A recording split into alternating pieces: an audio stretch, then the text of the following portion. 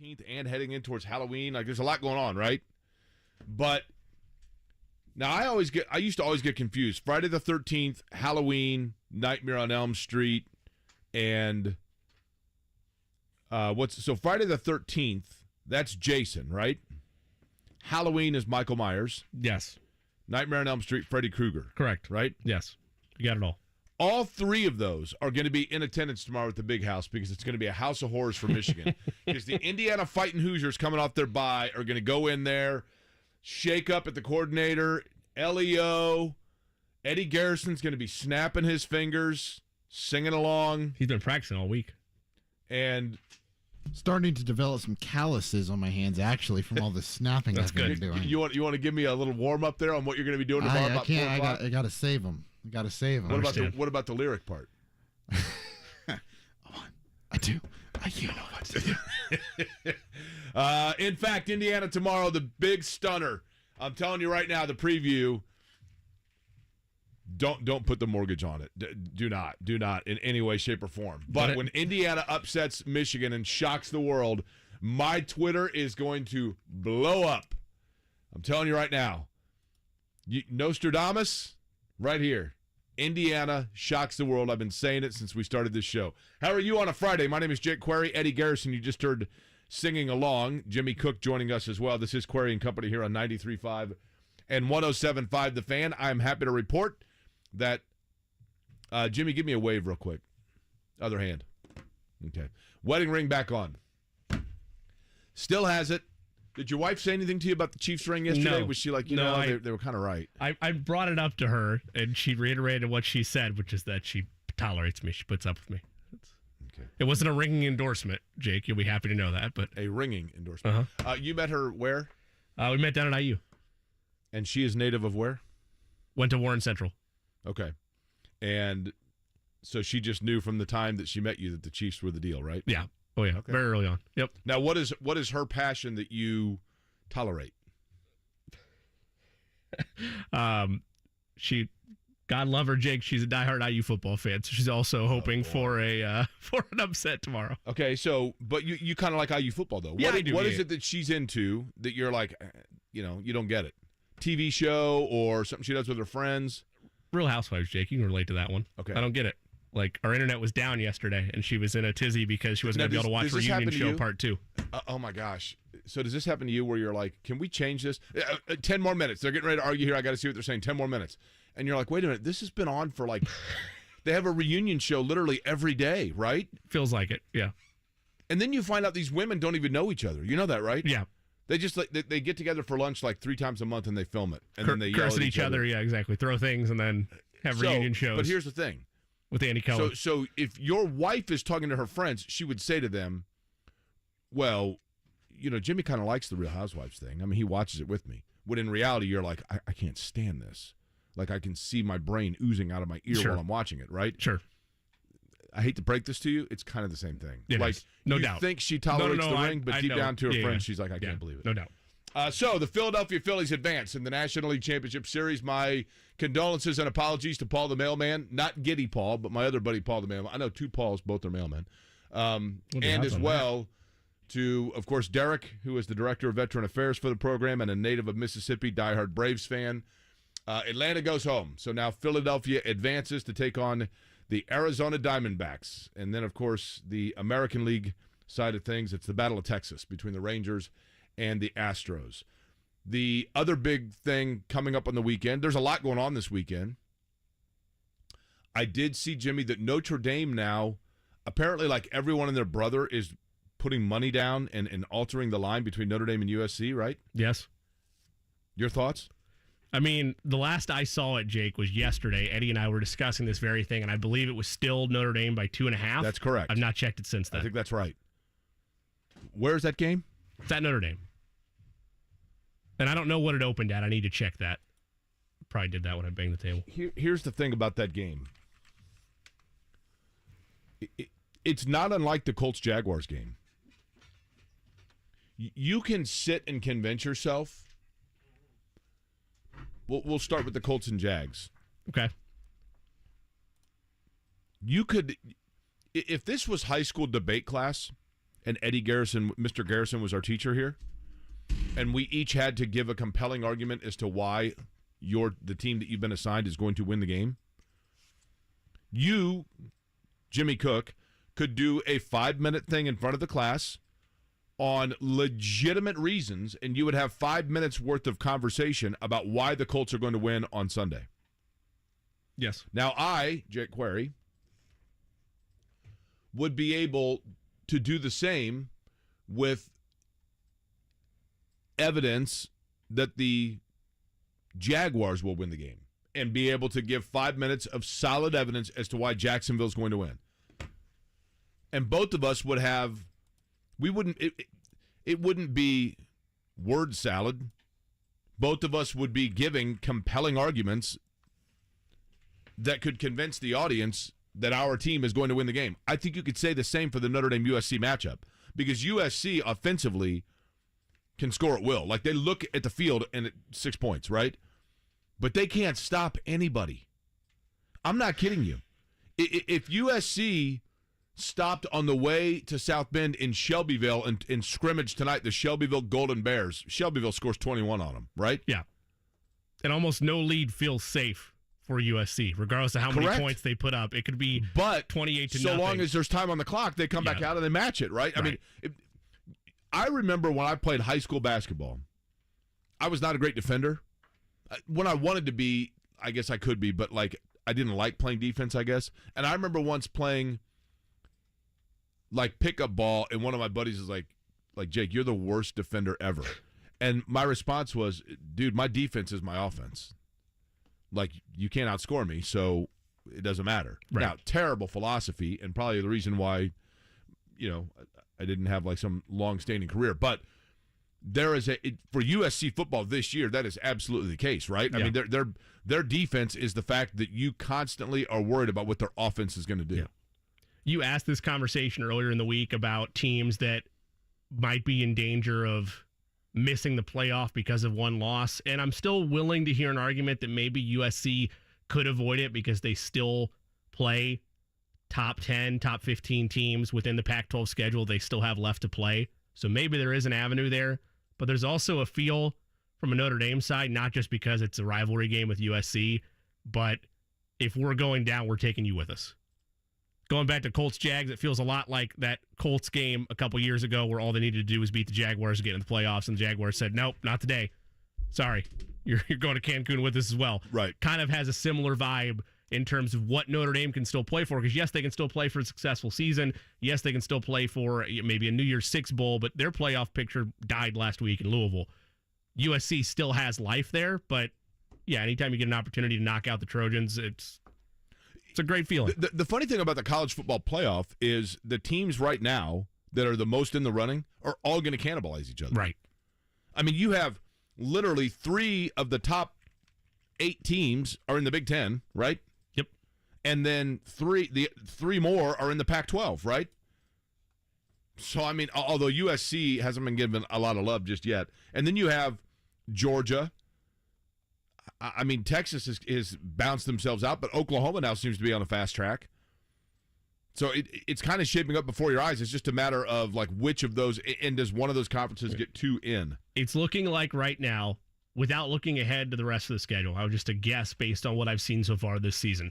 Georgia will get there, and I'm willing to make a strong argument that Florida State could get there just because of what's Florida State's left another in one the you ACC. kind of forget about, right? And they're 4th right now in the AP Top 25. Again, we've yet to reach the part of the season where the college football playoff rankings have been released. Those are the only ones that matter. But Florida State, Jimmy, is one of them. They are one for sure that they cannot afford a loss. Correct. Yes. Because their schedule's just not good enough. Correct. I mean, the win they had against Clemson, they had to hold on for dear life. Yeah. And that, Clemson's got 2 losses now and probably is going to pick up a 3rd or 4th. Right. Yeah, for Florida State, in terms of what's left for them this season, you're looking at a game against Duke in 2 weeks with significance because it's Duke, but it is at home. And then Wake Forest, Pitt, Miami, North Alabama on the road at Florida. And then the ACC championship game. So they are in control of their own destiny. They could likely make their way in. You would assume Georgia gets in. To your point, Michigan, Ohio State at some point are going to cannibalize one another. Not that it's impossible for both teams to make the playoff, but like that's going to be a tough hill to climb out of. And then you start looking at Oklahoma, Penn State, Washington, Oregon, all teams that are currently still undefeated, USC just outside looking in. So the Trojans, again, it's going to be tough to be a one-loss team because then you're going to go up against Texas or other teams that have suffered that one loss versus if you go perfect, more often than not, if you're a Power 5 school, we know this, you're going to get in. So that's what's at stake essentially for the Trojans the rest of the way, but especially on Saturday at South Bend is an opportunity to trounce a rival. For Notre Dame, it's take them down and potentially ruin their playoff chances. Hey, Jake, you can't even get a money line on IU. On DraftKings, that's correct also. But there's a reason for that. Listen. Is it still 34? I've told 33. Ooh. I want some sharp money? If nothing else, in the 15 hours of arduous work that we do per week, if nothing else, I need people to hear me out for the next 45 seconds in a critically important public service announcement. Okay? 109 with it. Eddie Garrison, have you been to Las Vegas? I have indeed. You stayed where? I stayed at the Paris and the American. I've also, look at you, just very international. Thank you. I also have stayed at Paris when I was in Las Vegas. Beautiful, right? Paris? Yes. I mean, not the city, but the city is as well. And by the way, I just learned yesterday you can still fly nonstop to Paris from Cincinnati. Can't do it from Indy anymore. You can do it from Cincinnati. But Paris, the resort, the casino in Las Vegas, bigger place, wouldn't you say? Oh, it's huge. Yeah. It's massive. You get lost in the place. Yes. You're walking around. The inside of it is painted as if you're like in a French villa, and you really feel like you're in France, right? Yeah, a bunch of shops, some small... Fountains, probably some nice fountains. Yeah, some nice small restaurants in there, and obviously slot machines and casino card tables and whatnot. Okay, Jimmy, you been to Vegas? I have. Where did you stay? I've stayed at the Palm. Mm-hmm. I've stayed at MGM Park. Okay. I stayed a night at Westgate. And then there's one other one that I can't remember the name of where it was. Well, but so I've been to a couple spots. But all of them were for work primarily, Jake. That's the downside. But bigger places, right? Yes. Nice fountains. Yes. Lovely dinners that are inexpensive in the buffets, sure. right? Yeah. Drinks, yeah. the whole deal, yeah, right? Yeah. Yep. Beautiful carpeting. Oh, yeah. Right? It smells like $1 million, right? You walk around, just wonderful scents and smells. Yeah. Fresh air everywhere. Oh, right? yes, yeah. Absolutely spectacular. All of that was built not on people winning, okay? They're able to pay for those things because people aren't winning.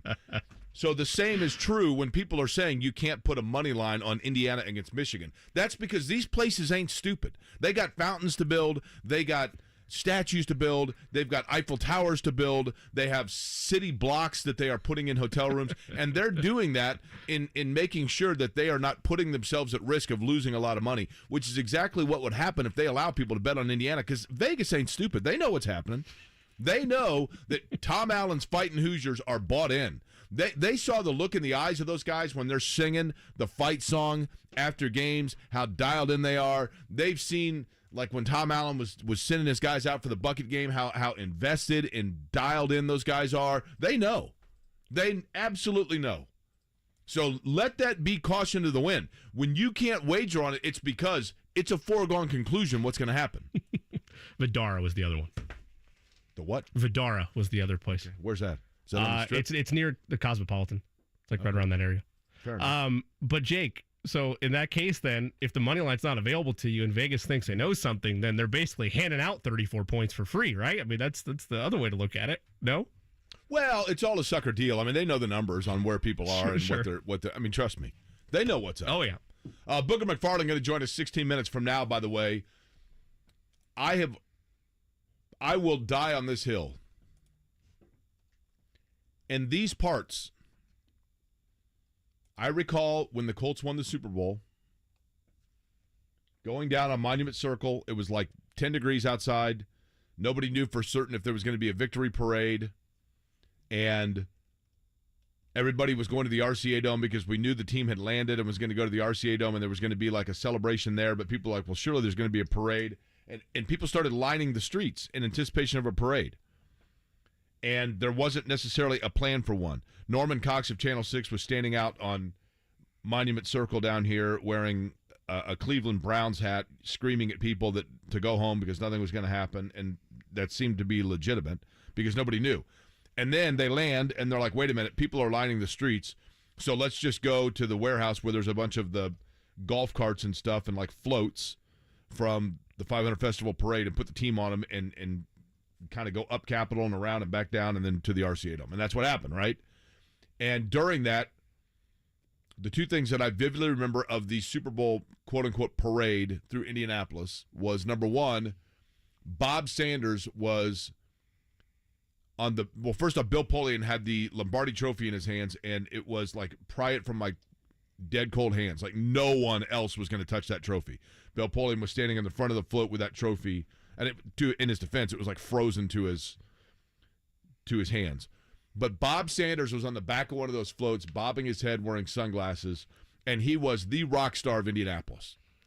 I mean, people were more receptive towards seeing Bob Sanders than they were like Peyton Manning. I mean, it literally was like the biggest rock star ever. And I know and I understand. I mean, he was a defensive player of the year. He was a fabulous player. Fabulous player. But I will die on this hill. The defensive player that put the Colts over the top to win that Super Bowl was Booger McFarland. When they traded for Booger McFarland and finally had a stopgap in the middle that then just kind of forced everything outward, and Freeney and Mathis had their help in terms of the run game, and then Sanders could come up, Booger McFarland was absolutely the key piece. And that's probably unpopular opinion. But I think if you talk to coaches or players that were there then, they would certainly give credit to Bob Sanders, but they would also say, yeah, McFarland was a very important acquisition. But there's a lot of football to talk about with him in terms of this weekend. And we don't even have to talk about the game last night, Jimmy, because that game sucked, right? Yeah, I mean, it was, even by my standards, it was a bit of an ugly watch, right? The Chiefs do what they do best, which is bleed the clock, do enough to put their opponents away.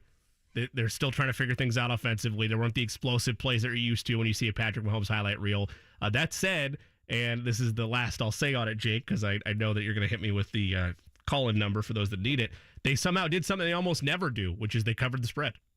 They won by 11. Ugly. Very ugly game last night. But didn't you say they had covered the spread in like their last 10 against or something? They had against Denver, but if you look at like what they've done in the Mahomes era, generally they don't do that. They don't, because they don't care, right? They care about winning. Like they're like most teams. They don't care about what the spread says about them. They care about winning the game. Jake, if you were curious, I did not watch one snap, or I should say 1 minute, of the Taylor Swift concert last night. By the way, you can make that comment. They maybe showed her twice. Good. So it was not what you would have expected Glad from Al previous Michaels got gigs. the message. There you go. So here's the thing. I don't think you're alone, Eddie. I think last night, I mean, having nothing to do with the Chiefs or Taylor Swift, it just wasn't a good matchup. Everybody knew going into it who was going to win that game. Yeah. And you had the baseball playoffs on. Yep. You know, some markets probably had there might have been some NBA preseason. I just don't think people were interested in it. It was a very non-compelling matchup. The only thing of note that happened in that game was I still don't understand what roughing the passer is. Chiefs sent a blitz late in that game, and they hit Russell Wilson like as he got rid of the ball, and they said that the safety that came over used his body weight, and they threw a flag. And then it became a one-possession game when you knew the game was over. Outside of that, yeah, there was not a ton to go off of. Yeah, that's kind of been true in college as well, isn't it? Yeah. Like, just in terms of, I mean, I've seen a couple of roughing the passer plays where I'm like, and I hate to say this because I understand the spirit of the rule. I think targeting is the same way, because if I'm going to sack you or you're a receiver or whatever, and I have launched towards you to make a tackle, I'm not a cat. You can't do anything. Right? I'm not a cat. I can't contort my body in midair, right? Yes. So where you turn, and you are the receiver, so you've caught a pass and you're turning around and you're lowering your head because you're anticipating contact, right? Yep. Neither of us here is at fault. No. But if the way that I've catapulted my body and the way that you have done the same to yours, once you're in flight, there's not a whole lot you can do. I mean, I guess you can theoretically turn your head or I don't know, raise or lower your head. I don't know. I mean, and it's easy to talk about in slow-mo, but at those speeds, that's not happening. Like, there's no natural body movement that you're able to contort your body in such a way to not make contact with targeting calls. Same thing with roughing the passer. And yes, sure, there's some egregious ones, and why the rule is there to protect quarterbacks, to protect receivers. But there's other times where it appears to be incidental contact.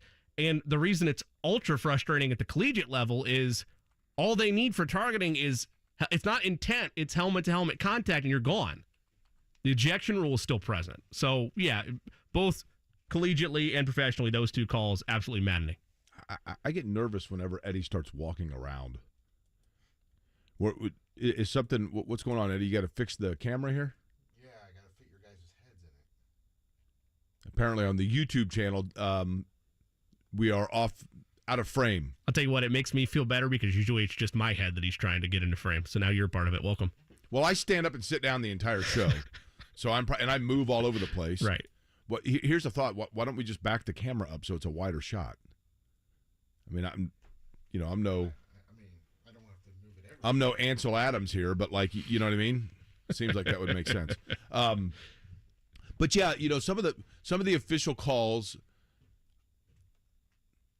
It almost feels like baseball. In baseball with the strike zone, you kind of know at the outset of a game what direction that game's heading and the way it's going to be called. Yeah. And I think that there is some truth to that in football, right? Yes. You just know what they're kind of, what is kind of going to be allowed and what isn't, if that makes sense. Yeah. Yeah, especially with baseball because you have so much data that tracks. Does this umpire favor pitchers? Is he more hitter friendly? Is his zone higher up? Is it lower? Like there's a lot of advanced data where going in, this is how this guy likes to call games. Especially so, with baseball. Did you see the video yesterday of Anthony Richardson showing up at a fan's house for his birthday? I did not. I missed that. The guy immediately sees him and shakes his hand and hits him on the shoulder. And everybody's like, whoa, dude. What are we doing here, right? Come on. Easy, brother. I mean, it's cool of him. Well, Richardson was handing out fist bumps with the bum wing. Yeah. Well, that's different than the guy goes right for the now the jugular. So did Anthony Richardson know the fam? How did that come about? Do you know, Eddie? I don't. Why would you shake the arm that's it's clearly he's got it in a sling, right? I mean, to be fair, out of reaction, right? Yeah, just natural. No. You don't even think about it. I mean, you don't. It's like the targeting thing, right? You're not thinking about it. You're just correct. Yeah. No. And I mean, you open your door and there's Anthony Richardson standing there in a sling, hey, what's up? Happy birthday! And you're like, oh my gosh! All other thought so that's goes your out first the window. reaction, right? Is right-handed. Yeah. But that was the first 20 responses on social media were like, dude, easy, man, easy on the shoulder. But I thought it was cool. But I was curious. You know what I mean? Yeah. So this is like taking Cameo one step further. Yes. Is that still a thing, the Cameo? The platform still exists, yes. Do people still do it? I think so. The greatest cameo of all time was Smokey Robinson. Yeah? Eddie, can you find real quick for me the Smokey Robinson Hanukkah cameo? Probably if you just put in Smokey Robinson cameo, it'll come up. But yes, I have seen it. No, it's the greatest. Yes. Do you have it, Eddie?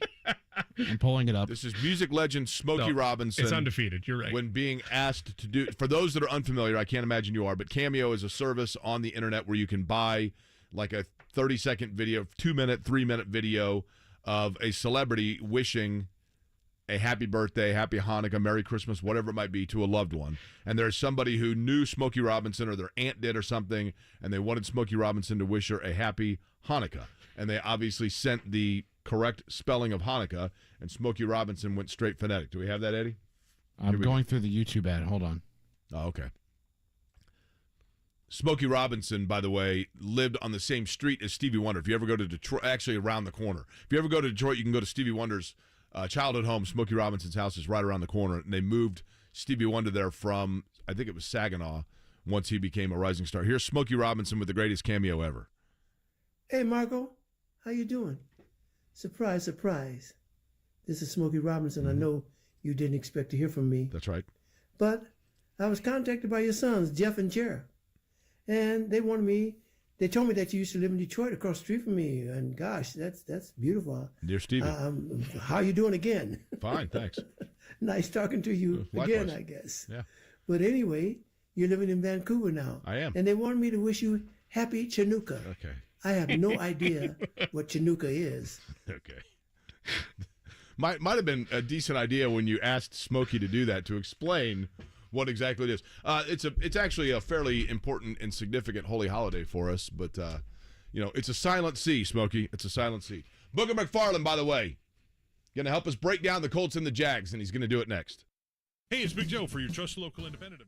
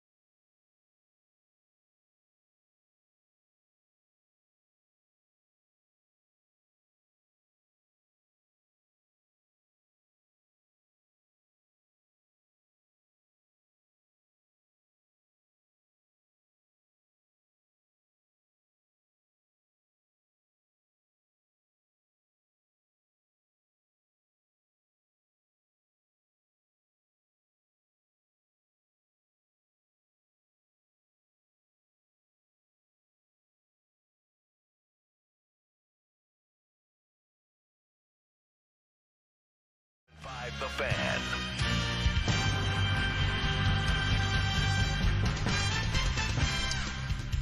Our next guest started 11 games as an Indianapolis Colt, and as I had just mentioned, I believe was the most critical final piece to get the Colts over the hump and getting them a Super Bowl championship here in Indianapolis. You now, of course, see his work on ESPN and Monday Night Countdown, notably.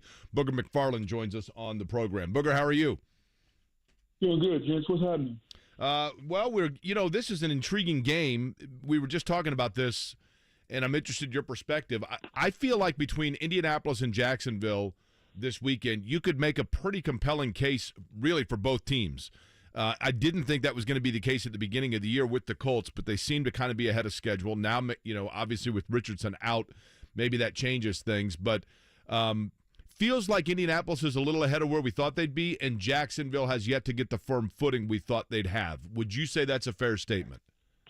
Yeah, I would just add that Jacksonville went over to London, and they were, 1-2, and they won 2 games in a row. They beat 2 pretty good teams. They beat Atlanta. They beat Buffalo. And I think you can kind of say that they righted the ship a little bit. As far as Indy's concerned, you would love to see Richardson on the field because the only way you can get better at the quarterback position is by playing. However, I think Gardner Minshew has proved himself to be a very capable backup since he's been in the league. The biggest thing for Indy is now how do you incorporate Jonathan Taylor into this offense and continue to develop the young guys on the outside. The offensive line has to continue to try to get back to the form that they were a couple of years ago. But overall, I think your statement about Indy being a little bit ahead of where they were, I think it's true. I would add that Jacksonville winning those 2 games again over in London, kind of righting the ship a little bit, has kind of put them back on track, especially now because it's still early in the season. Now let's go back to the part about Anthony Richardson, Booger, because, obviously the health has been, I guess, an issue, you'd say, right? I mean, we have yet to see him really consistently get going. But from what you have seen, very small sample size, but from what you have seen, we've heard a lot about how, he has played well. But I want your perspective in terms of the areas that he still shows the greatest vulnerability other than health would be what? Well, I think continuing to just progress as a passer. I think, he only started, 12 games at Florida. So you couple the, 4 or 5 games he started. So he's only started and played like 16, 17 games in the last couple of years. And so he's got to continue to grow and see the field. But I think I've been pleasantly surprised because I was one of the guys that was very critical of him and critical of Chris Ballard picking him that high. However, he has shown to be a little bit more accurate than I thought he would be. He has been developed very well so far by this staff. I love the way that Coach Steichen and all of them are kind of pouring into this guy. And so I would say, man, if you're an Indianapolis Colts fan, you got to feel really, really good about where he's at in his development because I think he's ahead of schedule. I also think that, his ability to continue to learn how to run, because this league is different than college football. College football, you can run and run for 80 yards as a quarterback. Other than Lamar Jackson and Michael Vick, not too many people are going to do that. You got to learn and know when the journey's over. Get your 5, 6, 10, 15 yards, and then get out and go out of bounds. And that's tough to do when you're 6'4", 240, and you can do backflips and, run around buildings and all that good stuff. So overall, I think the arrow is definitely pointing up. But he's got to get back on the field because he started, 5 games? He's only finished, 2? And so if you're a Colts fan, that's not a good percentage as far as your quarterback starting and then finishing games. So he's got to find a way to protect his body so he can continue to develop and become the passer that I think everyone thinks he can become. Booger, with that, we're going to see a quarterback on Sunday. I've talked about this, but I want your opinion on it. And Trevor Lawrence, who, we've known is going to be the guy for like 10 years. I mean, since he was like in 8th grade, people knew that he had this special quarterbacking ability. But when you see guys coming out of the Clemsons, the LSUs, your alma mater, schools like that have dynamic Sunday level receivers they're throwing to at college, it seems like that's where the learning curve really comes into the pros because the windows are so much closer and you don't get the separation like you have at the college level. So could that be to an advantage to Anthony Richardson in the fact that he was throwing, albeit on a small sample size, to receivers at Florida that didn't have that separation, and thus learning the decrease in the windows for him will not be as big a learning curve as other quarterbacks? Or am I being too bullishly optimistic for him? I like the optimism. I just don't know if I would find it at that particular point. I think, if you just look at the guys that have come in this league and been ready to play, I'll give you a prime example. Let's look at C.J. Stroud. Because of all the rookie quarterback, I think C.J. has done the best so far. He hasn't turned the football over. And if you go back and watch his tape at college, he was throwing to wide open guys. There was nobody within 5 or 10 yards of some of those receivers at Ohio State. So did he really learn anything from that? I don't know. I think, just like anything in life, guys, it's about time on task. And I think the more time you do something, the better at it that you get. And I think if you're Anthony Richardson, the more he sees it, the better he's going to get. He's better now than he was when training camp started. And I think coaching matters. If you don't believe coaching matters, look at Tua Tagovailoa. Under Brian Flores, we were saying Tua was a bust. Now Tua's in the MVP conversation under Mike McDaniel. So it matters when you put your players in position to succeed. It matters when those players are comfortable. And it matters when you kind of accentuate what they do well and minimize some of the things that they don't, which is the point I think the Colts have really mastered so far. They're not asking him to drop back and throw it 40 times and go 1 to 2 to 3 back to 1. It's a very, and I don't mean to minimize it, but it's a very simplistic game plan where we're trying to win while also developing a quarterback at the same time, which is very hard. And so I commend them for what they've done right now. ESPN's Booger McFarland is our guest. Booger, we talked a lot in the offseason as Shane Steichen was developing his staff, how imperative it was to try to retain Gus Bradley because it felt like that the group was pretty solid defensively a year ago and that another year with his tutelage would help this group. You've seen it from Zaire Franklin and E.J. Speed, of course, DeForest Buckner, a mainstay. What have you thought of year 2 with the Colts of Gus Bradley in this defense? Well, Gus has kind of shifted and changed a little bit. For the longest, I've known Gus. I know Gus when he first got in the league and got started. Gus was drop back and play cover 3 and 3 deep zone, and we're going to rush, and Gus didn't like the blitz. Well, Gus has kind of had to change a little bit because this league is now a passing league, and if you can't get pressure on a quarterback, it doesn't matter what kind of coverage or zones you run because there are going to be holes in every zone. So I give Gus a lot of credit for shifting and changing and being able to morph into what he needs to for this team to be able to be successful. I think the health of Shaq Leonard is going to continue to be key and has been key. I think DeForest Buckner continued to kind of be that 3 technique that can put a knife in these offenses.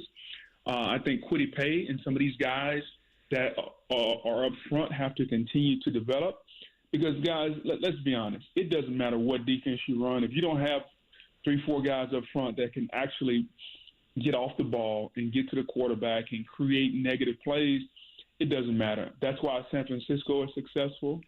That's why if you look at Philadelphia, they're successful. When the Rams were humming and Aaron Donald and Leonard Floyd and those guys were humming, you got to have some difference makers up front. And as long as those younger guys continue to develop and DeForest Buckner continues to play at a very high level, then this defense will be successful because Gus has proven that he's not stubborn. There was probably a 2-year period there where you're like, maybe we need to do something different. Maybe the game is shifted. But Gus has adjusted, and I give him a lot of credit for that.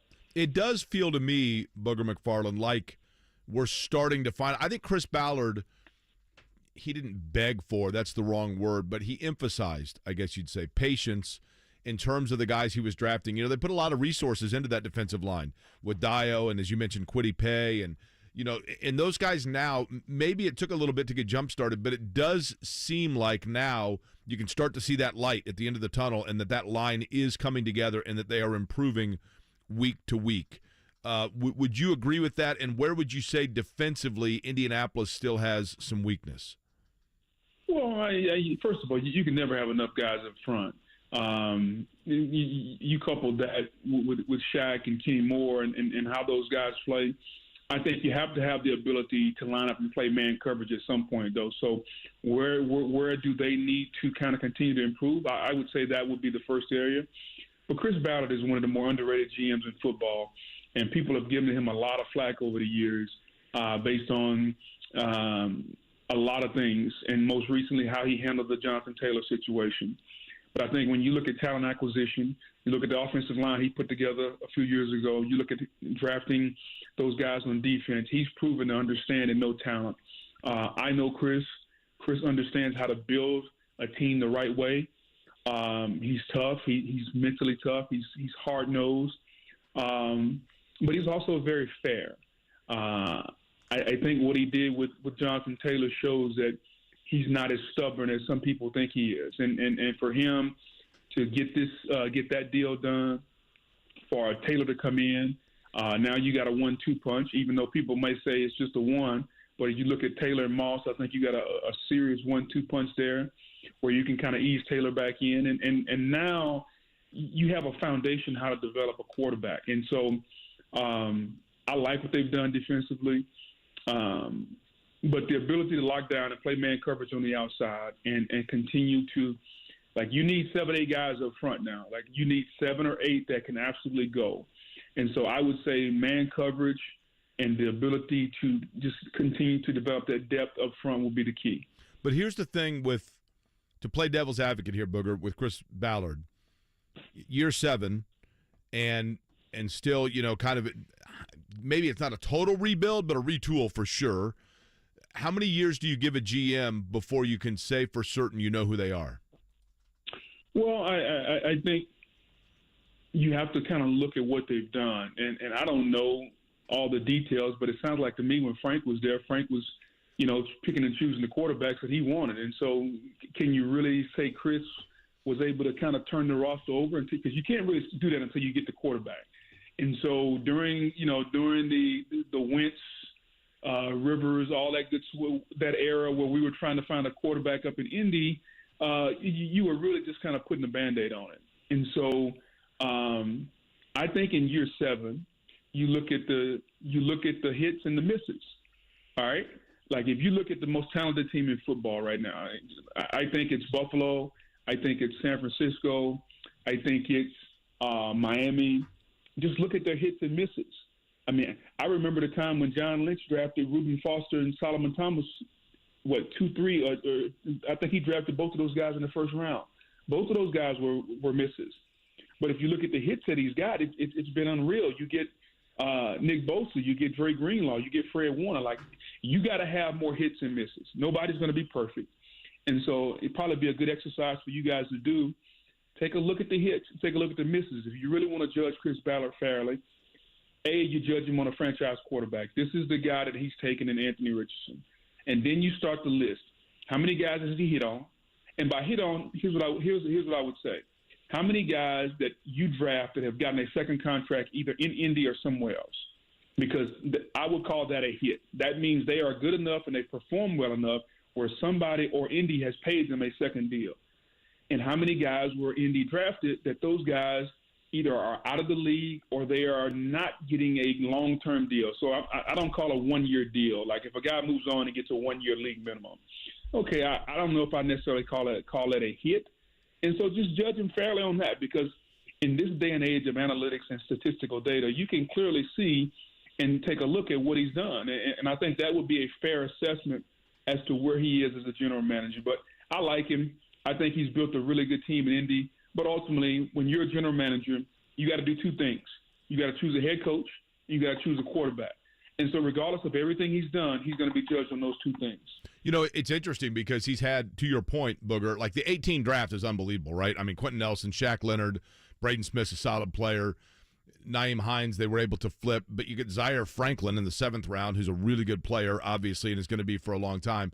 Then you have other years where the guys up top didn't get a second contract or were moved before the contract came up. But to your point, I think at this point, you know, some of those guys, the 21 draft in particular, we're just now starting to really see it. And I think there are some players there. You know, Will Fries was a 7th rounder still in the roster. Kwity Paye, Dio.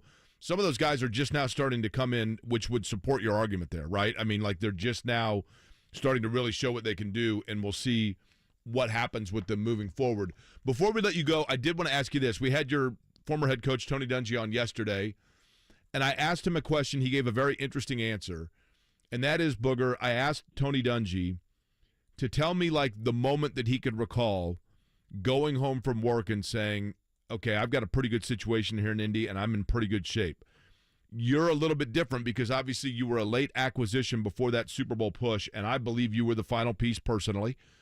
But can you give me a moment or just a time that you can look back on and reflect and say, I remember vividly when I first showed up in Indianapolis, when I knew that we were in pretty good shape. And obviously it was a good team. but was there a specific moment where you just looked around and went, yeah, we got something special here? First of all, what did Tony say, if you don't mind me asking? He said when we got Booger no, I've said that forever. What Tony Dungy said was that when he came here from Tampa, that he had a policy where on Mondays after games, they would run practices essentially for those that didn't play in the game, to allow those that played to get their body right, and then to allow those that didn't play to be able to walk through, stay in rep, right? And so it was basically a backups practice on Monday. And that he came in one day, and Reggie Wayne, Marvin Harrison, Edgerrin, and Peyton were like, no. Like, if we're going to be here in the building, we are here to practice. We're here to get better every day, regardless of what day of the week it is. And so they went ahead and ran that Monday practice with the starters, and Dungy said, I knew then that I had a different mentality amongst my roster. Well, what I would say is this, is that, when I first got there, it was second week of October. I can't remember when the trade deadline was. And obviously I didn't want to come in and try to ruffle feathers and things like that. So I just came in and just tried to go to work and listen. Obviously at the time, the defense needed help. And that was the reason why Bill and Chris gave up a second-round pick for me. There was something that happened off the field that I think changed our fortune. We used to do something in Tampa, Thursday night, because typically Wednesday and Thursday are your two tough days of practice. So Thursday night is kind of a night where guys kind of, okay, the hay's in the barn as far as the physical labor in the week. Now we can kind of relax a little bit. And in Tampa, we would go out to dinner, like as a defense on Thursday nights. And we wouldn't do it every Thursday night, but most of them we would go out.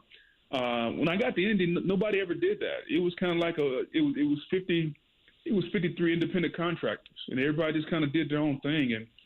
And so I asked, I forget who it was, maybe Garrett Brackett or somebody. I said, what's the best restaurant in town? Let's go to St. Elmo's. Okay, cool. Let's figure out. Tell everybody on defense we're going. They're like, for what? I was like, we're going to hang out and we're going to eat. And we're not going to go game plan, but let's just go break bread and have a meal together. And we did that. And we started doing that at different times. Sometimes we would do it on Friday. We would go over the country kitchen, and everybody we'd have 10 or 15 of us over there.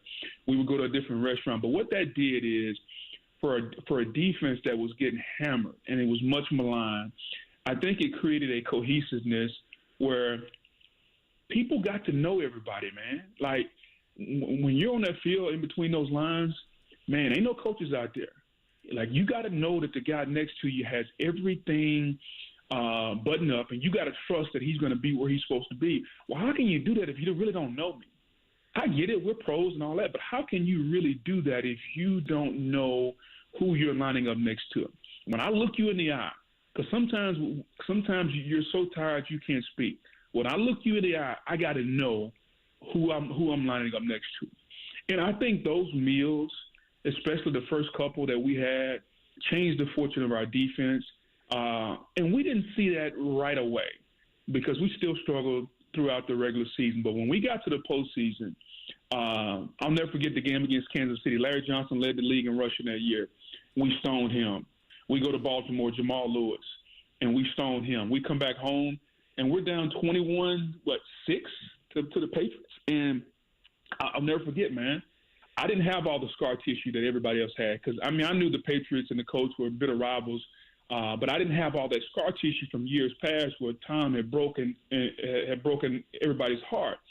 And so, man, we're down, and I'm like, hey, guys, like, we put too much work in for us to just kind of give in right now. And I'll never forget Tony at halftime said, guys, it's really simple. It's our time. Like, regardless of what you're thinking, what it looks like, it's our time. And that second half, man, we took Tom Brady and took him to the mat. And when Marlon made the pick in that game, you kind of had a feel and knew it was our time. And so, yeah, I wouldn't point to a particular game, and I'm sorry to give a long-winded answer. I would just say it was those dinners, man, where everybody on defense got an opportunity to really know each other. That's when I knew it was different because everybody knew we could score points. But what was going to be the difference this season as opposed to the previous, I don't know, whatever many seasons where Peyton and Marvin and Reggie put up 30 points a game, but they didn't have anything to show for it. It's funny, Booger. It's kind of like the Miracle on Ice. The United States beats the Russians in hockey. People forget that was the semifinal. They had to come back and beat Finland like 2 days later to win the gold. And that run for you guys, the Patriots game is the one that people here still talk about. And then it's like, oh, that's right. They still had to beat the Bears too. You know what I mean? Like, to be honest with you, it's a pretty big accomplishment, I think, to be able to turn around coming off of that comeback and that high to then it had to have been, was it a challenge to, and I know it's a Super Bowl, so it's like, Jake, it's a Super Bowl. There's no challenge in focusing for a Super Bowl. But was it a challenge, though, to get back to brass tacks and be like, we still got a job to do here? Was it a challenge? Yeah, of course it's a little bit of a challenge, but I think the reason that it wasn't as much of a challenge is because we had a week off. And, while we were in Indy, we kind of put all the hay in the barn. And then Tony gave us the weekend off, I think. And then everybody kind of, dissipated and got away or whatever. And then we came back and had a walkthrough Monday morning, I think. And then we flew down to Miami Monday night. And it was just one of those things, man, that when you got to the Super Bowl city and you got a chance to lock in, I think that gave us an opportunity and really to really know that we had put that game behind us. Now, if when I won the Super Bowl in Tampa, we didn't have a week in between. So we beat Philly. We had to turn around and get on a plane Monday and head to San Diego. So it was a whirlwind turnaround, and it was very similar because Philly was our nemesis in Tampa. Like, we hadn't beaten them. We hadn't beaten them in the cold, all these different theories and stuff. And it was tough for us to kind of put that game behind us, but we did. But the fact that we had a week off in between New England and the Bears kind of helped everyone, especially the people that had been there. Again, I didn't have the scar tissue because I wasn't in Indy. I paid attention to the league. I knew about the rivalry and all that. But all the heartbreak that had been endured wasn't there for me. And so for me, it was a big win. But, man, my mind was on another ring because I knew what that was like. And I was so focused on trying to help Tony get a ring because I was in Tampa when Tony got fired. And we went on to win a ring subsequently after that. And everybody said it was his team. Well, here's an opportunity for him to get his own ring. And so it was one of those deals where, for me, my motivation and my mindset was probably a little different than everyone else's, but we all came together nevertheless. Lastly, Booger, I don't know if you know, Country Kitchen actually had a fire here about 3 years ago, burnt down totally. It is reopened. That's the good news, right? And then I'm curious to this, being from Winsboro, if I'm saying that right, Winsboro, Louisiana. You're from northern Louisiana, right? I mean, I've been Correct. down. I've been to Baton Rouge. I've been to New Orleans. I've been to the Bayou, or however you say it there. So I've had Cajun food. Now, does Cajun food go all the way into northern Louisiana, or like what sort of stuff did you grow up on that made Country Kitchen? Obviously, because Country Kitchen is as authentic as it gets, and people love it. Yeah, well, that's what I grew up on. So the Cajun stuff is more Creole, it's more down south. So probably Baton Rouge would probably be your line of delineation when you're going north. Anything above Baton Rouge, now you're starting to get into, your beans and your yams and your greens, all the things that Country Kitchen has. And so anything kind of south of that, now you're in your Cajun and your Creole and your gumbo and your etouffee and your jambalaya. And now you're like at Yats, so, right? Yeah. Yeah. So it's definitely a difference, when it comes to food in the state, but you can't go wrong either way. Well, I'll tell you what, we're going to give Country Kitchen and St. Elmo Steakhouse credit for being part of what brought a Super Bowl championship to Indianapolis. But I've always said, Booger, and I will continue to say it, you were the piece that cemented the whole deal. But appreciate the time, and we certainly look forward to watching you on ESPN, especially with Monday Night Countdown. I appreciate it, man. Far too kind, buddy. Thanks. All right. Booger McFarland joining us on the hotline. Good conversation. We'll take a break. We'll come back. I've got a question for you guys about baseball last night. One of those where I sat there and wondered if I was right or I was wrong, and then I thought I'd leave it up to you guys. We'll explain next.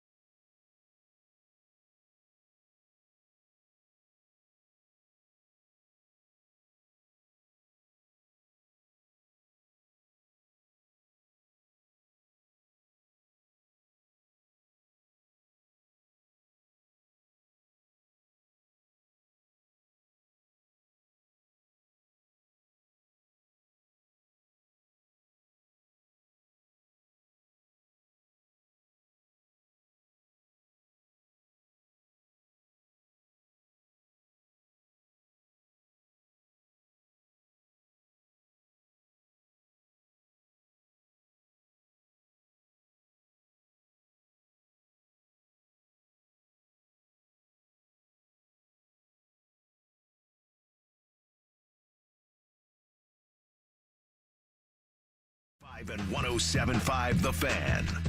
Okay, we're going to do a new thing coming up here in just a couple of minutes. First off, I want to go over Booger McFarland's comment there about Chris Ballard hits and misses. Really good commentary there on Ballard from Booger McFarland. So we'll kind of get a closer analysis of that. And then we're going to do the People's Court.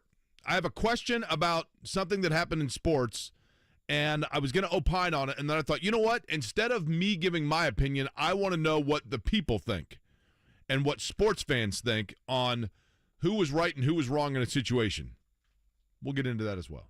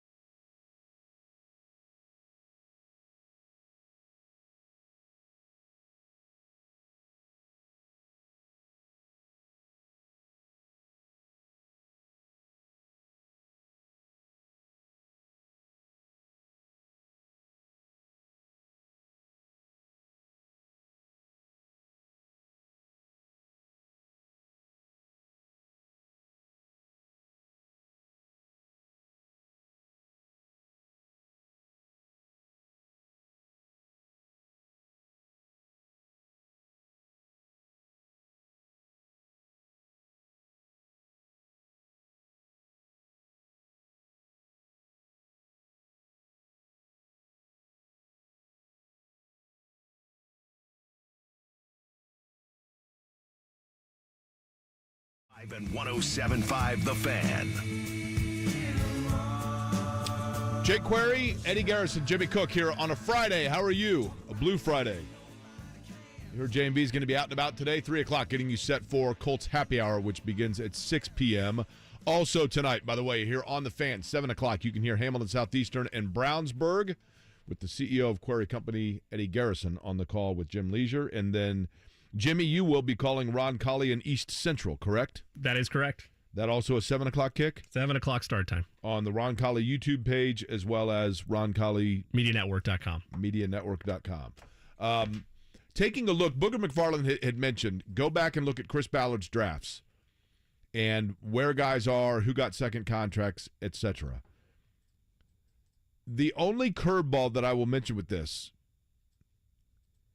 for example, if we go with precedent, I used to say a lot, like when it came to Bill Polian and the way that the Colts were built previously, in terms of their last like really great era, you know, one of the things that I think is easy to overlook, you would hear a lot like the narrative of, hey,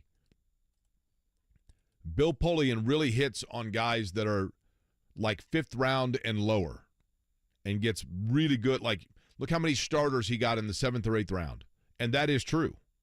However, part of that was also out of necessity because he made a concerted effort, and I'm just throwing out rough estimate numbers here, but probably 80% of the Colts salary cap payroll was invested in 10% of their roster. So when you're paying huge money to both your bookend defensive players, huge money to 2 receivers, huge money to a tight end, huge money to a quarterback, I mean relative to the market value, then you are going to have to spare money by putting in Jason David in a corner and sneaking him in there. And I will give them credit, Antoine Bethea, who was a great player, don't get me wrong, but guys that they were going to have to start regardless because of just the cap factor of it. And kudos, those are guys that, and maybe, like Jason David is probably a good example of this, maybe sometimes they were masked a little bit because of how good everything was around them. So that said, maybe some of these players that you look at and you go, man, the Colts have gotten really good mileage out of that player. Is that because it's a really good player or because situationally somebody had to be playing? The first draft, Jimmy, I'm going to list off the picks, and you just simply tell me A through F after the fact. Ready? Malik Hooker, Quincy Wilson, Terrell Basham, Zach Banner, Marlon Mack, Grover Stewart, Nate Hairston, Anthony Walker. Pretty solid, right? Yeah. Not necessarily up front. I mean, Hooker was okay. Quincy Wilson never really panned out. Zach Banner totally washed out. But Marlon Mack, Grover Stewart, I mean, not bad. Probably like a C there, right? Yeah, I'd say so. Okay. Next year, this one's huge. Quentin Nelson, Shaq Leonard, Braden Smith, Kameko, I can never say that name. Kamoko Toure. Yeah, I have like a mental hurdle with that name. Tyquan Lewis, Naeem Hines, Darius Fountain, Jordan Wilkins, Deion Kane, Matthew Adams, Zaire Franklin. Huge draft. Yeah, I as close to an A correct. as you're going to get. Totally agree. Okay, the next year, Rocky Asen, Ben Banigou, Paris Campbell, Bobby Okereke, Kari Willis, Marvell Tell, E.J. Speed, Jerry Green, Jackson Barton, Javon Patterson. You get some credit there for E.J. Speed in round 5. He's been a good player, right? Kari Willis was okay as a 4th rounder, but the rest of them up front there, you're really slacking, right? Willis obviously retires early, and then Campbell, injury-riddled, had a solid, decent year last year and is still in the league. But, yeah, I mean, it's nowhere near the year before, and probably a C plus, okay. Maybe. 2020, Michael Pittman, Jonathan Taylor, Julian Blackman, Jacob Eason, Danny Pinter, Robert Windsor, Isaiah Rodgers, Desmond Patman, Jordan Glasgow. Probably a B. Pretty solid, though. Taylor in the 2nd round is really good. Yeah. Blackman was a good pick. Yeah. When he's healthy, he's been a really good player for them. Eason was a bit of a stretch at 4, but I guess you got to take a shot, right? Yeah. Pinter's been a serviceable player, which is all you can ask for in 5. And then Rodgers showed some flash, and then we know what happened, right? Yep. Okay. Now you start getting into a little more murky because some of these guys haven't had time really to show you who they are. Kwity Paye, Dio, Kylan Granson, Sean Davis, Sam Ellinger, Michael Strawn, Will Fries. Freeze. Good pick in 7, right? Yeah, Fries. I mean, Freeze. Paye and Odengbo are still unfinished. He became unfinished. Freeze when he had Wesley French beside him, right? Paye and Odengbo are nice. Paye and Odengbo are still unfinished products, as is Kylan Granson.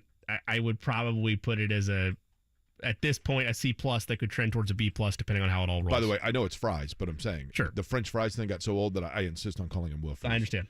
I think Kwity Paye and Dio both are starting to show why they were taken with it. Dio, if you think about it, when they drafted Dio, he was coming off an injury at Vanderbilt. I think it was an Achilles that was pretty devastating. And so they basically said, look, we're going to be patient on this guy, and he's a first-round talent that was there. The same thing that had hit for them with Julian Blackman the year before. So I get why they did it, right? Yeah.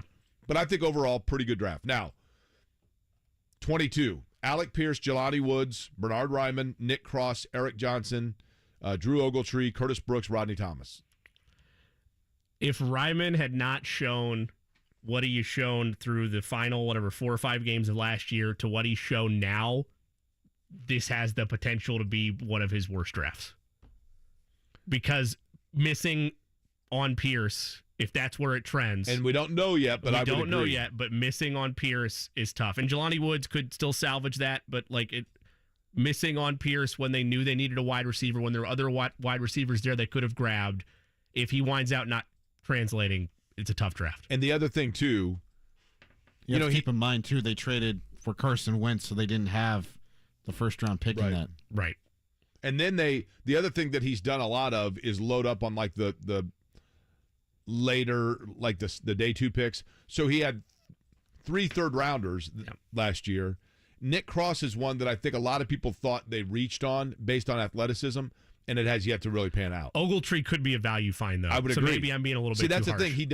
He does have some players in like round 6 and 7 where he's been pretty good. Yep. And then this year, you know, so far, I think you can say, obviously, Josh Downs is going to be a player. Yes. Anthony Richardson, you know, we think is going to be a player. Right. I think Juju Brents looks pretty good. I would agree. Blake Freeland so far has given them, you know, is he a pillar? No, probably not. But, man, to go in, I mean, right away as a rookie and have to go in there and play that position. Yes. That is not an easy thing to do, right? No, not at all. Will Mallory in round 5 remains to be seen, but I think that he has shown a little bit. And once again, and Darius Rush is the one that, like, there's always a guy like around in the middle of the draft where, you know, people are like, this guy's the steal, and then he doesn't make the roster. Right. Yeah. For me, the biggest thing in terms of not maybe a theme going on, but you see a number of tight ends added to the cupboard over the last couple of drafts. And my biggest point of frustration, and I know there's only a couple of them around the league, but I would like for one of these tight ends, and it's still very early with some of them, and maybe Ogletree does that, maybe Mallory does that, rise to being an every down tight end, or that's getting the majority of the snaps.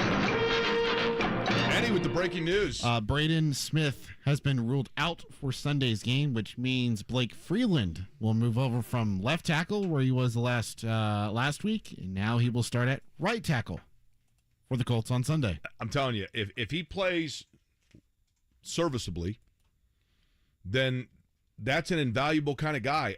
You know, remember years ago they had Charles Johnson as a lineman, and he was really valuable because you could just kind of put him anywhere. You know, like somebody would go down, he was just kind of your Band-Aid guy that you just put anywhere. And that's what you need, right? Joe Haig, I think there was another one. Joe Haig is another one. That's a really good call. Yeah, he was the exact same way, right? Out of North Dakota State, I think, right?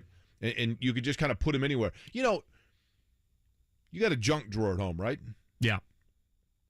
And like the junk drawer, now this is really bad to say that I'm comparing offensive linemen to junk, but you have that one drawer of stuff that, like, you never throw it out because you're like, I never know when I might need it. Something pops up and you just open it up and you're like, oh yeah, that's why I've kept this for that long, because I knew eventually I was going to need it for something. And you need kind of like linemen like that, right? Where they may not get a lot of reps, but when their number's called, man, you need it, and boom, you plug them in. It's invaluable. Now you got to play, right? You got to perform. But and Eddie will keep us abreast on other news as it comes along, if anybody else is declared to be in or out for the game in Jacksonville coming up on Sunday. Again, Colts Happy Hour coming up at 6 o'clock. But for now, let me tell you something that happened last night. So I was kind of flipping back and forth amongst a couple of different shows. And I was paying attention to the baseball game. I have to admit, when I was a kid, I had a poster of Steve Carlton and Mike Schmidt. Back in the day, you'd go into, the precursor to Finish Line, like the Athlete's Foot or Rising Stars was a big one in the mall. And it was a big deal. I'd save my money up and buy different sports posters. And they had like themed sports posters. And one of the popular themed sports posters of the day was Mike Schmidt and Steve Carlton. And it said MVP and Cy. And of course, Steve Carlton was the Cy Young Award winner. He's holding a baseball with flames coming off of it, and Mike Schmidt's holding a bat. He was the MVP. And they were wearing those old school Phillies uniforms. The 80s, that's when they won the World Series with Tug McGraw in 80. I think they first broke those out. They used them again like in 83. The Pete Rose era Phillies uniforms, which they had last night, which was cool. So I'm flipping back and forth, and I'm watching that game. And, of course, the Phillies win. So after the game, now, Eddie, you saw this, right? Oh, yeah, I watched it live. I was like, oh, boy.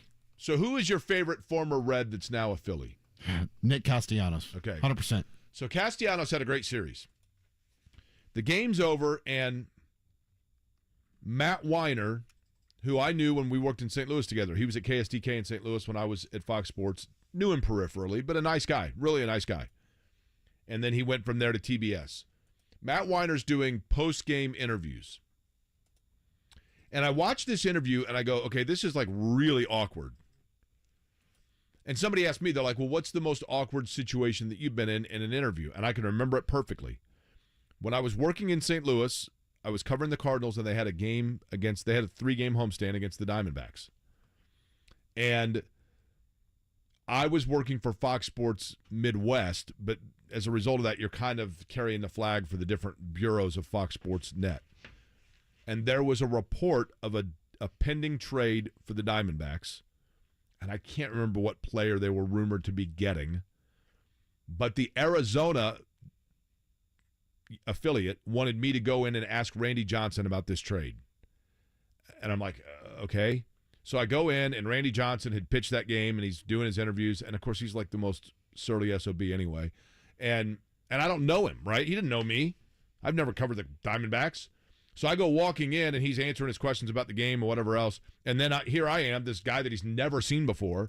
And I'm like, hey, Randy, there's reports out there that I think it was like Travis Lee or somebody else was involved in a trade. This is coming down the pipe. And he goes, I have no idea what you're talking about. I'm like, well, I know that there's a rumored trade that's going to be happening to affect your team. And he goes, well, who's the trade? Tell me who the trade is. And I'm like, yeah, man, I don't know. Like, I don't work for Arizona, but so I'm like looking at my sheet, and he's like, I mean, who are you? Like, you don't even cover the Diamondbacks, and you're here asking me about a trade you don't even know about, and the trade hadn't even happened yet. And he was absolutely right, actually. He was in the right, but he was a total jerk about it. It was terribly uncomfortable and awkward, and fortunately, it wasn't live, right? But it was just really awkward and uncomfortable.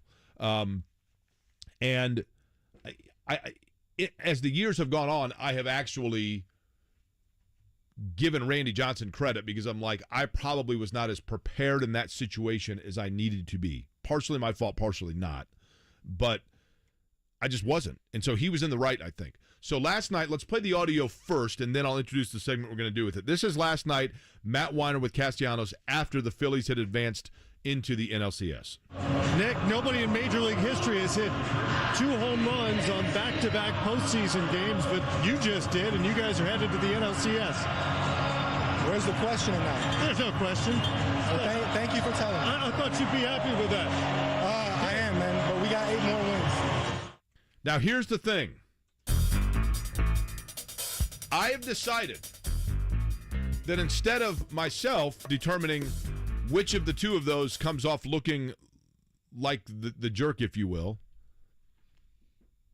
that we would do the People's Court, and I will allow either listeners or you guys to tell me, between Matt Weiner and Castellanos, which one is actually in the wrong. Is it Weiner's fault for not asking the question? Or is it Castellanos' fault for being kind of a smug jerk, even though he might have been being sarcastic in the answer? And I am genuinely curious from what a sports fan thinks. First off, Jimmy Cook, you tell me, did you find that to be an awkward exchange? Yes, I did. And if I'm pointing blame, like, yes, Matt Weiner didn't ask a question, but you see situations like this all the time after a big moment. Like, they're just summarizing what happened, and the player takes it, and then, yeah, man, it was crazy. Like, able to knock 2 home runs out of there, sent us to the NLCS. This is awesome. Like, you see that all the time. It's a normal exchange. The player has the opportunity in that moment to either identify what was said and, I guess, call Matt Weiner out, or play along with it. And again, to your point, Jake, I think there was sarcasm to his voice. So I would say Castellanos, but I'm not mad at him because, I mean, he played out of his mind and he did smile after he said it. So I want to know what I think we could have a bias here because we ask questions and hold a microphone for a living. Sure. So 239-1070 is the telephone number. I want somebody to call in and serve as our Judge Wapner here, right? And let me know whether when they heard that or are watching it. Let's play it one more time. Here's the interview last night, Matt Weiner with Castellanos. Nick, nobody in Major League history has hit 2 home runs on back-to-back postseason games, but you just did, and you guys are headed to the NLCS. Where's the question in that? There's no question. Well, Thank you for telling me. I thought you'd be happy with that. I am, man, but we got 8 more wins. Okay, so we have a caller here that we will bring in just a second. I'll be Doug Llewellyn. Doug Llewellyn was the kind of smug guy with blonde hair that would, like, sit there and evaluate. Did we lose the call already? Hung up as soon as I went to answer the phone. Okay, there's a couple of already. Here we go. I don't care at all. It seems fine. Okay. Definitely the reporter's fault. Classic Jim Rome interview. Make a statement as a question. That from James. I was watching it and thought the player was a complete jerk, somebody says. So I'm curious. Andrew joins us right now. Andrew's going to be one of the members of our jury. Andrew, how are you? I'm doing great, Jake. How are you? I can't complain, man. It's Friday, right? Like, here's the thing, Andrew. Here's the thing. I could tell you that I'm going to complain, like I'm not doing great. I took my medicine this morning. I'm a little nauseous. Look, I'm sitting here talking for 3 hours, talking sports, hanging out on a beautiful Friday. What the hell do I have to complain about? And you don't want to hear it anyway, right? Agreed. I'm really happy. I just had my second daughter on Tuesday. So. Did you really? Congratulations. Congratulations, Andrew. What is your daughter's name? Her name's Palmer. Okay, and Palmer is daughter number 2, you said? Yes, sir. And is Palmer like a family name? Nope. Okay. What's daughter number 1's name? Bren. Bren, okay. Everybody doing well? Great. They're all great. Andrew, that is outstanding. Okay. So when you hear that exchange, do you think Matt Weiner is at fault for not having asked a question, or is Nick Castellanos at fault for not, as Jimmy said, kind of running with it? I agree with Jimmy, but I think Matt could have been like, your thoughts. Just like, it kind of had an awkward exchange at the end. But I think honestly more on Castellanos, because he could have just run with it the way Jimmy said. It was pretty easy to be like, yeah, I'm stoked. We hit 2 home runs back to back. We're going to the NLCS. We're pumped, ready to get out there and play against, I don't even remember, Diamondbacks. Okay, so last question then, Andrew, is this. And again, congratulations on the new daughter here. So my other question, Andrew, is do you feel, as a viewer, do you feel it is the responsibility of the sideline reporter to always have it in the form of a question, like as if it's Jeopardy? No, it doesn't need to be a question every time, I don't think. All right, so Andrew, we're going to do 3 of these, and then we'll tally up the votes. Andrew, thank you. Appreciate it. Curtis is next. Curtis, what's up? Oh, not much. How you doing? Good. Curtis, would you like to congratulate Andrew on his second time around as a father? Yes, I would. Congratulations. See, that's what we do here in the company, Curtis. We like all the employees to look out for each other, right? That's great, because he's got something on me. I don't have no kids because never met the right one, but I'm glad to see him get to watch a little acorn grow up to be a complete nut. See that? That's what we like, Curtis. All right, Curtis, now what do you think? When you listened to that interview, did you find it awkward? I kind of did, because I look at it differently with all the noise in the background. Who's to say he didn't hear what Matt was saying? Okay, so in other words, you think he might have just been saying, can you so you would actually give this, if you were on the jury here, you're leaning towards a hung jury because you need more evidence, right?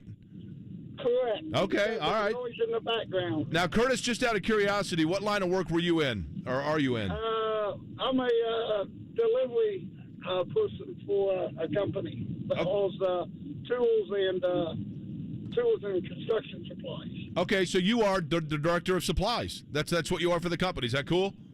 Yep, that's cool. All right, that's our man Curtis. All right, let's go to Todd last. So right now we're looking at a hung jury because we got one way, one still needs more information. So Todd's very important here. Todd, what's up? Hey man, how you doing? I'm good. Todd, do you drink coffee? I do, but I haven't had any here in a couple hours. Really? You sound like you might be caffeinated. Are you just pumped up because it's Friday and it's sunny out? Dude, it's Friday. It's sunny. The Colts are going to get a W this weekend, and it's just a good day, man. Todd, you sound like a nice fella, actually. Do you want to come to my PBR party if I ever have one? Absolutely. Diet Cokes are perfectly sufficient if you want to drink that, but we'll just sit around and watch games and drink PBR. Well, no, I'll drink the PBR. I'm stimulated enough. I don't think I need any Diet Coke, right? Todd, what line of work are you in? I do legal compliance work for an annuity company here in town. For a nudie company? An annuity company. Okay. Life and annuity. Well, I was going to say, I mean, I did some legal work for the nudie company myself back in the day. You know what I mean? Okay, so Todd, when you were watching it, or you just heard the interview, do you find it awkward? I do find it awkward. Okay. And I was watching it live. But here's the questions I would ask back if I were Matt, because as a journalism student, I assume, right, you have to ask the question, where's the question at, is what Castellanos asked. And I think the answer has to be it's before the at, Nick, because you never end your questions in a preposition, right? Outstanding. So you actually, but see, now here again, though, Todd, this is the difficulty. You now are kind of cross-examining both here, where you find fault, like you're throwing this out, you find fault in both areas, right? I guess so, but I lean more. I'm really on Matt's side here. I think Nick's, being a little aggressive there. Okay. Now, Todd, where did you go to school? Or did you go to law school? No. I started off in finance, but I'm in the legal realm now. In what school did your last class you took as a student was at what school? Accounting 401 at Ball State. Ball State University. Okay. And then high school was where? Miami Trace High School out of Ohio, actually. Art Schleister U. Really? Art Schleister went to that high school? He did. I was actually best friends with his nephew growing up. Boy, I'll tell you what, Art's had a rough go at it, right? Yeah, and I'll tell you what, me and his nephew didn't win a lot of money either, man. Wait a minute. So this was a hereditary thing? Is that where we're going with that? Wow, okay. No, just kidding. But no, you're right. Art has had it's been tough. It's been tough on him. It's been tough on the family, but yeah. Well, Todd, here's the thing. I'm assuming because of your connection to Art Schleister and the fact you grew up in Ohio, even though you went to Ball State, I'm assuming that at some point you might have been an Ohio State fan. Is that a fair assessment? That is an unfair assessment. Never in my life have I been an Ohio State fan. Todd, all the more reason why you and I are going out and having PBRs together, man. I can't wait. Here's the other thing, Todd. Do you like Michigan? Since you don't like Ohio State and living in Ohio, did that force you to at times act like you liked Michigan? No, so I'm a Notre Dame fan. Actually. Let's go. Oh, God. Let's go, you know what? You're paying. You were doing really well until right then, Todd. Everything was going great, right?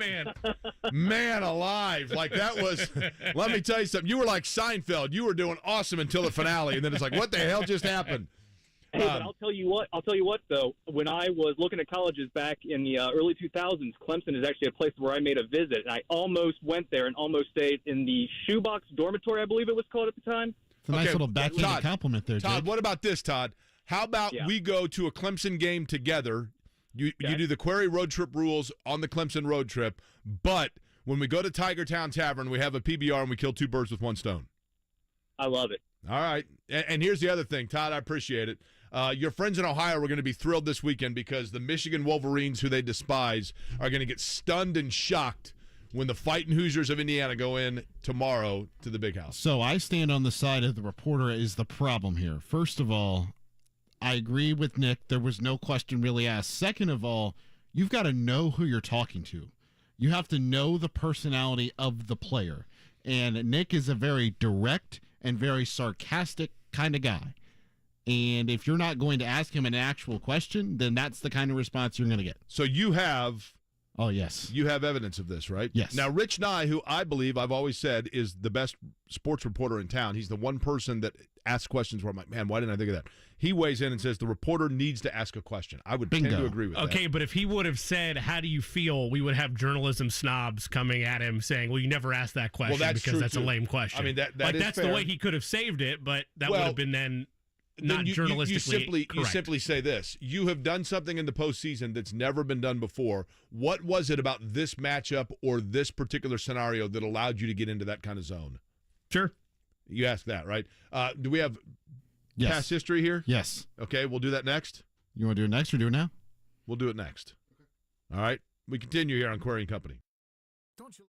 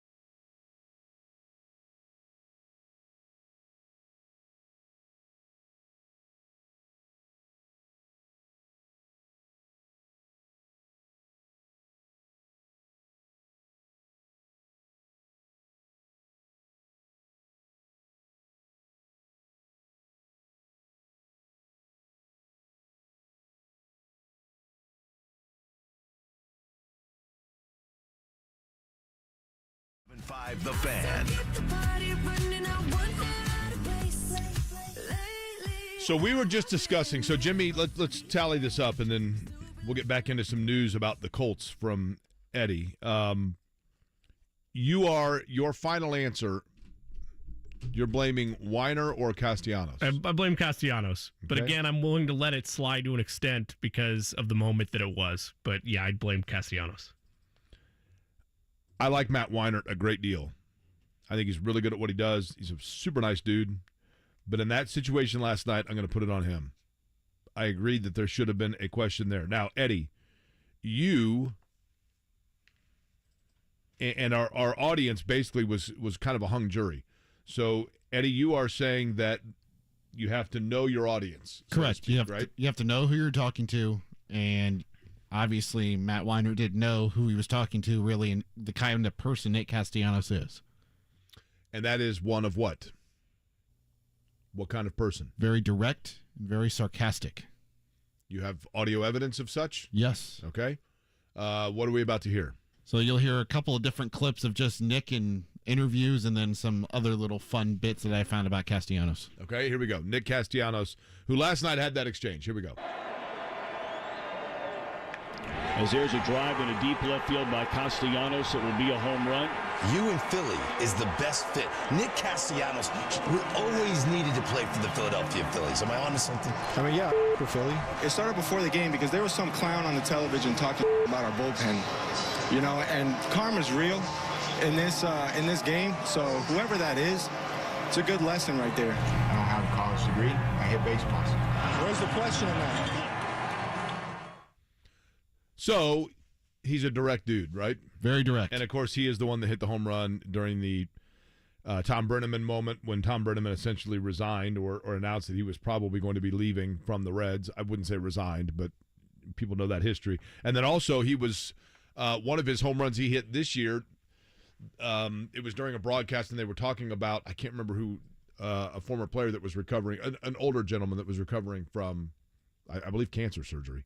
And as they were talking about it and kind of tributing the guy, I mean, the running bit within Castellanos' career post Brenneman is that whenever bad things are talked about on a broadcast and he's up to bat, he's going to go yard. Correct. You know. Now, in terms of the Colts, getting set for the Jacksonville Jaguars on Sunday. Colts Happy Hour coming up on this radio station at 6 o'clock tonight. Then at 7 o'clock, you can hear Eddie on the call for Hamilton Southeastern and Brownsburg. We now know that Braden Smith is not going to play, correct, Eddie? Here's more breaking news on the Colts. Yes, Kwity Paye also out, dealing with a concussion, did not recover. And Jimmy, there was another one on the list as well? Yes, it was. Molly Cox expected to be out. Also added with this post on Colts.com, Bernard Ryman and Kwity Paye both remain in concussion protocol. Ooh, so Ryman's not in. They label them as still in the concussion protocol, which would lead one to believe that, yes, they're not going to play. But that becomes important because Bernard Ryman and Braden Smith both out. You got some movement on the line there, right? Yes. It should be noted, they have not, and I haven't seen it yet on Twitter, maybe Eddie has, officially declared either Ryman or Paye out, beg your pardon, but it's not looking great. They said check back for the full Week 6 injury report, as is the case with these early posts on Colts.com. So the reason... We'll keep an eye out, but it doesn't look great. If you looked, for example, at left tackle, right? I mean, they've gotten pretty good play filling in there, but with Braden Smith out, do you have to move some people around? You know what I mean? Like where if in other words, if both your tackles are out, where do you turn in terms of filling those spots, so to speak? I mean, your options at that point would be... I mean, Blake Freeland would be one of your options, right? Correct. Freeland's one, and then rest of the depth pieces in terms of offensive linemen, they have Wesley French, Josh Sills, Arlington Hambright. Like, that's their depth in terms of offensive linemen. Hambright, it would seem, maybe goes to the right. I'm not sure, but we'll talk to Kevin Bowen about that coming up 20 minutes from now. It sounds like on the Ryman front, as well as the Kwity Paye front, they're not officially out yet. Per Mike Chappell, they still need final clearance. To me, they both, I think, have practiced all week, which just tells me that they're waiting that final clearance from the independent neurologist that doesn't have a stake in this, for lack of a better phrasing. My usual guidance with that, again, this means nothing. This is just with the emphasis on concussion protocol, and to Eddie's point, and that's kind of why I outlined to the audience of it doesn't look great right now, is you would like them to be out of the concussion protocol by the time the final injury report is released, which will be later today. But that doesn't mean they couldn't clear it tomorrow. We're running out of days for that to happen. But to Eddie's point, they have gotten practice reps in. So just something to monitor. But yeah, it's asking a lot, Jake, out of an offensive line that, again, has looked fairly good this year. They're top 5 in the league in terms of protection and a number of different metrics. It's clearly a bounce-back year to this point, but you're asking a lot of players that ordinarily wouldn't be asked to fill those roles against the Jacksonville defense that is solid. And I don't want to have another day where Josh Allen's putting together 2-3 sacks on the other side for the Jaguars. You're asking a lot out of the O-line if Ryman has to miss. Ryman and Quiddy both full participants in practice on Wednesday and Thursday. So yeah, so that would tell you that. But you said Pay has already been ruled out. No. Again, they remain in the concussion protocol. That's but all if they've gone through both levels of practice, non-contact and contact, that would lead you to believe they're elevated. I think Ryman's in. That's what it sounds like. Yeah. I mean, again, they don't give you a ton of details on the concussion protocol. So that's why the fact that we don't have the full injury report just yet and they're not out of protocol officially, that could be, like Eddie mentioned, just semantics, trying to get to the last step. It could be that, again, the independent neurologist who has no dog in the fight doesn't feel like they're ready to go. Just something to keep an eye on at this point. This is the challenge also here. Not that anybody cares, but I'll let a glimpse behind the curtain.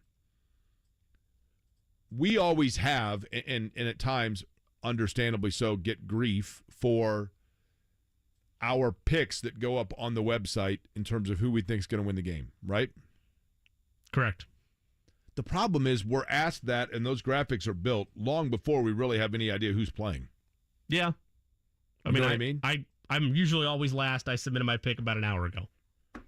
But even then, you didn't know correct who all's in and who's out. And who did you go with? I took the Jags. Score? 24-21. I'm really curious to see,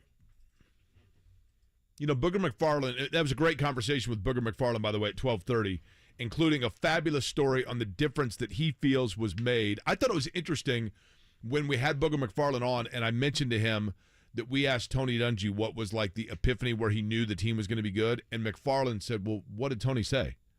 Like, he was genuinely curious to hear what Dungy had to say. I mean, that speaks volumes to the type of coach that Tony Dungy was for his players, type of respect that's there, that would be what Booger would want on the table first, is what his coach's answer was. Yeah. Right. But when he answered the question and gave a really good story about what he thought was the difference in the Colts getting over the hump to win the Super Bowl, you're going to want to hear what he had to say. I thought it was great. And that'll be up in podcast form on the website, or you can go back and watch it on YouTube, Query and Company on YouTube at 107.5, the Fans YouTube page. But, when we were talking to Booger McFarland and we're talking about the Jaguars, and he was saying the Jags really have kind of turned a corner here in the last couple of weeks, and that may be the case, but they feel like a team to me that still kind of takes one step forward and then maybe not a total step back, but like a half step back, right? And just takes a while to kind of get things going. Now, Trevor Lawrence was able to do what he wanted to here in week number 1, and you saw that, the Jags, each time the Colts got close, the Jags would kind of pull away a little bit. But I actually think that the Colts, especially with Zach Moss playing the way he is and Jonathan Taylor and the continued emergence of Josh Downs, I think they're going to try to do what they can to keep the ball out of Jacksonville's hands, and I think the Colts can go down there and win. This is going to be another real test for the Colts' young secondary. A lot of their young corners, when you look at what's going to be asked of them, they're going to rely heavily as well on Kenny Moore, Calvin Ridley, Christian Kirk, Zay Jones. They're 3 serious weapons, not even including Evan Ingram, and the Colts are going to be asked once again to be able to contain the running game. Travis Etienne has looked really solid the last couple of games. But to your point overall about the Jaguars, this is really a separation moment for them. The Colts are going to kind of be at arm's length, you would think, with how the Colts' schedule was built this year versus what the Jaguars have as a first-place team. But this is a big separation window for them.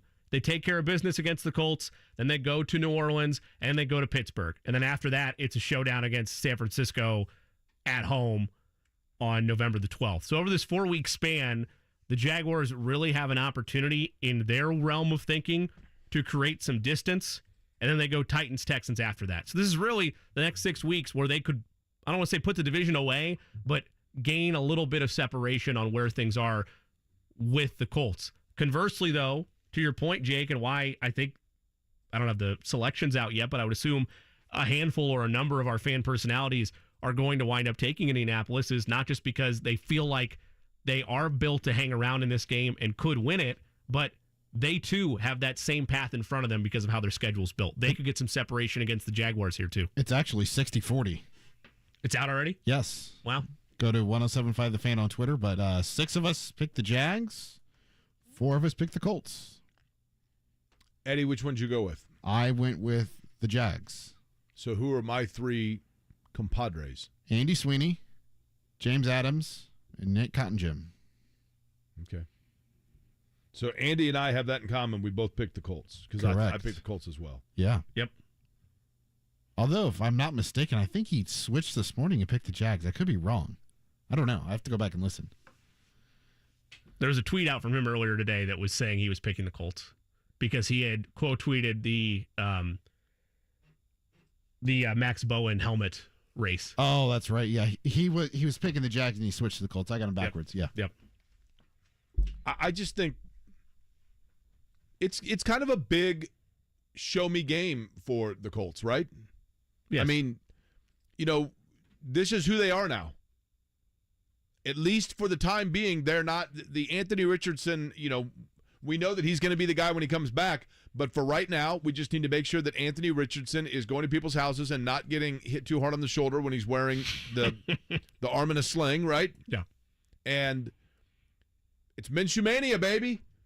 The stash is back. What can he do? The stash is back, and does Jonathan Taylor get turned loose to go along with Zach Moss? Those are the things that we're going to look for on Sunday, and those are the things that theoretically we're going to talk with Kevin about coming up in 15.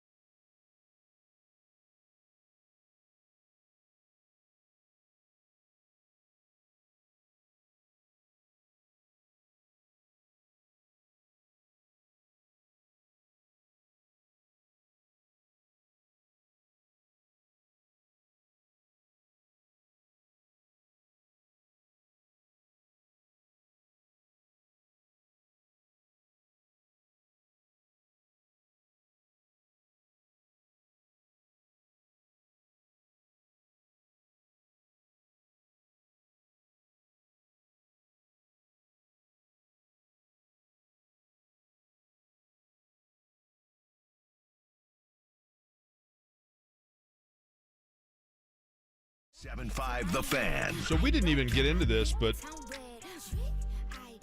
Eddie, your girlfriend just walked in and made this point. I'd forgotten. So one of the Jenners was down in Bloomington, right? Kendall. Yes. Now, she's a twin, is that right? You said that with confidence. I always get Kendall and Kylie. Well, they're twins, right? Yeah, it was Kendall. Are they twins? No. They're not twins, but they're sisters, right? Yes. So, okay, correct me if I'm wrong on this, okay? You've got the Kim Kardashian, and then her sister's Kourtney, and they don't get along, right? And then the Khloe Kardashian, who some people thought was O.J. Simpson's daughter, right? And all three of those, their parents are Bob Kardashian and the Jenner gal. And then after she was married to Bob Kardashian and had those three girls, she got divorced and hooked up with Bruce Jenner, who's now Caitlyn Jenner, right? Yes. And then she and Bruce Jenner had three kids. One is kind of a doughy guy, and then two daughters, right? I think Rob is Bob's kid. Oh, is Rob? So Rob is a Kardashian then. Yeah. It's not Rob Jenner? It's his name's Rob Kardashian? I believe so. Okay. Now, here's the thing that always fascinated me about the Kardashians. So hard to keep up with that. Well, cluster. You know, that's why the show's called Keeping Up with the Kardashians, Eddie. So, duh. Here's what I always found fascinating. We would not know anything about who the Kardashians are except for this fact when they were catapulted into fame. In 1994, O.J. Simpson ran into some legal issues and was on the lam. Like no one knew where he was. So Bob Shapiro, his attorney, holds a press conference to plead for O.J. to turn himself in. This was like a few hours before the Bronco chase. In that press conference, he has a friend of O.J. Simpson's read what appears to be a suicide note from O.J. Simpson. The friend reads the note that is O.J. Simpson pleading with the media to leave his children alone and let his children live in relative anonymity. But the friend is Robert Kardashian, who now suddenly becomes famous because he's reading this note from O.J. Simpson and mentioning the fact that O.J. wrote it in the bedroom of his 12-year-old daughter, who is Kim Kardashian. And so in reading a letter asking the press to make sure that they don't hound and have paparazzi following around O.J. Simpson's kids, Bob Kardashian, in fact, is putting his name, not intentionally, but his name is out there then so that 10 years later, his three daughters can become the three most famous kids in all of America. What the hell are we doing here, right? It's just, I think people forget that that's who that was. That speech would have been great 15 years ago. What's that? That monologue. The ship is well sailed. You're right. What are we doing here? But the ship is sailed in terms of what are we doing? I mean, well, yeah. But I'm just saying, but give them credit. It's like an empire, right? Yes, and so no doubt. One of those, and which one was it that was in Bloomington? Kendall. So Kendall owns a liquor business? She has some kind of alcohol or something. And she was promoting it in Bloomington, right? Correct. Dry campus. Yep. Well, it was at a bar, Eddie. Dry campus, yeah. The bar's off campus, right? Yeah. I'm just saying it's a dry campus, too, for what it's worth. Now... Right, Jimmy? I don't... To Jake's point, it was at a bar. I understand what you're saying. They still drink alcohol in Bloomington. It was an upstairs pub, right? Yes. Didn't she make an AMF? I don't know. Okay. Are you aware of the AMF? Delightful. Jimmy's aware of it. You aware of it, Eddie? I guess not. Did you ever go down to Bloomington?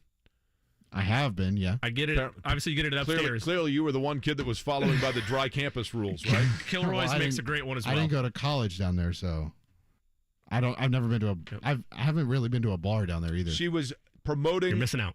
818 tequila, and was it Big Red Liquors? There you go. Big Red Liquors. The whole thing, with Cam, I think the hottest one's Kourtney, by the way, just for what that's worth. Your thoughts, Eddie?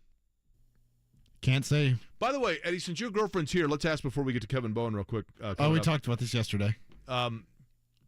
Okay. Jimmy yesterday. Oh, Lord. So this is Eddie's girlfriend, who also works at the station, is here. Olivia. Correct? Olivia. So Olivia, who is an Eastwood Eagle and North Central Panther, Might have noticed that my name was misspelled on the plaque inside Eastwood Middle School, but that's cool. Don't worry about it. So, Olivia, yesterday Jimmy Cook was wearing, in place of his, Jimmy is a fan of the Kansas City Chiefs. Awful. Okay? Now, what is Eddie's favorite sports team, Olivia? Oh, it's the Colts. Okay. We're So, talking football. so if the two of you, and I'm not trying to put you in a bad position here, but we're speaking hypothetically, right?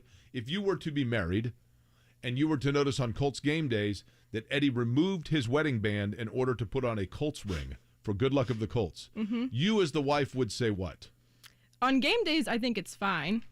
Liv, thank you. But no. Thank you. But do you wear it all the time? No, only on game days. I said that yesterday.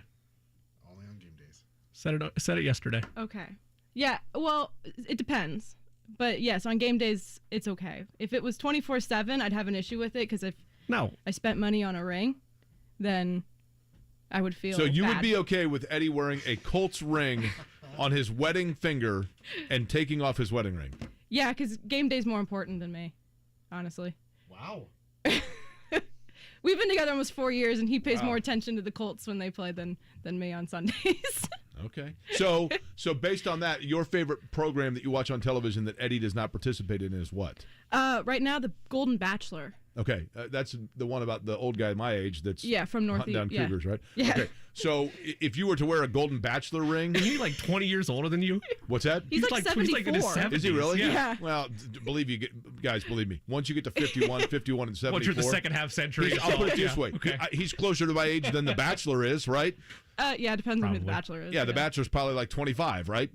Closer to 30, mostly. Okay, well, so I'm halfway in between the two. But if you were to wear a Golden Bachelor ring as opposed to your wedding ring on the days that the show is on the air, you think Eddie'd be cool with that? You could have said Joe Burrow. Yeah, probably not the Golden Bachelor. Now, is but... it true that Joe Burrow's your hall pass? Oh, 100%. Who's Eddie's hall pass? It depends on the day. Right, so you're giving multiple passes out? Yeah, he's so indecisive on who it is. It could be Selena Gomez or Madonna. I don't know. How about Selma Hayek? Okay, Kevin Bowen's next.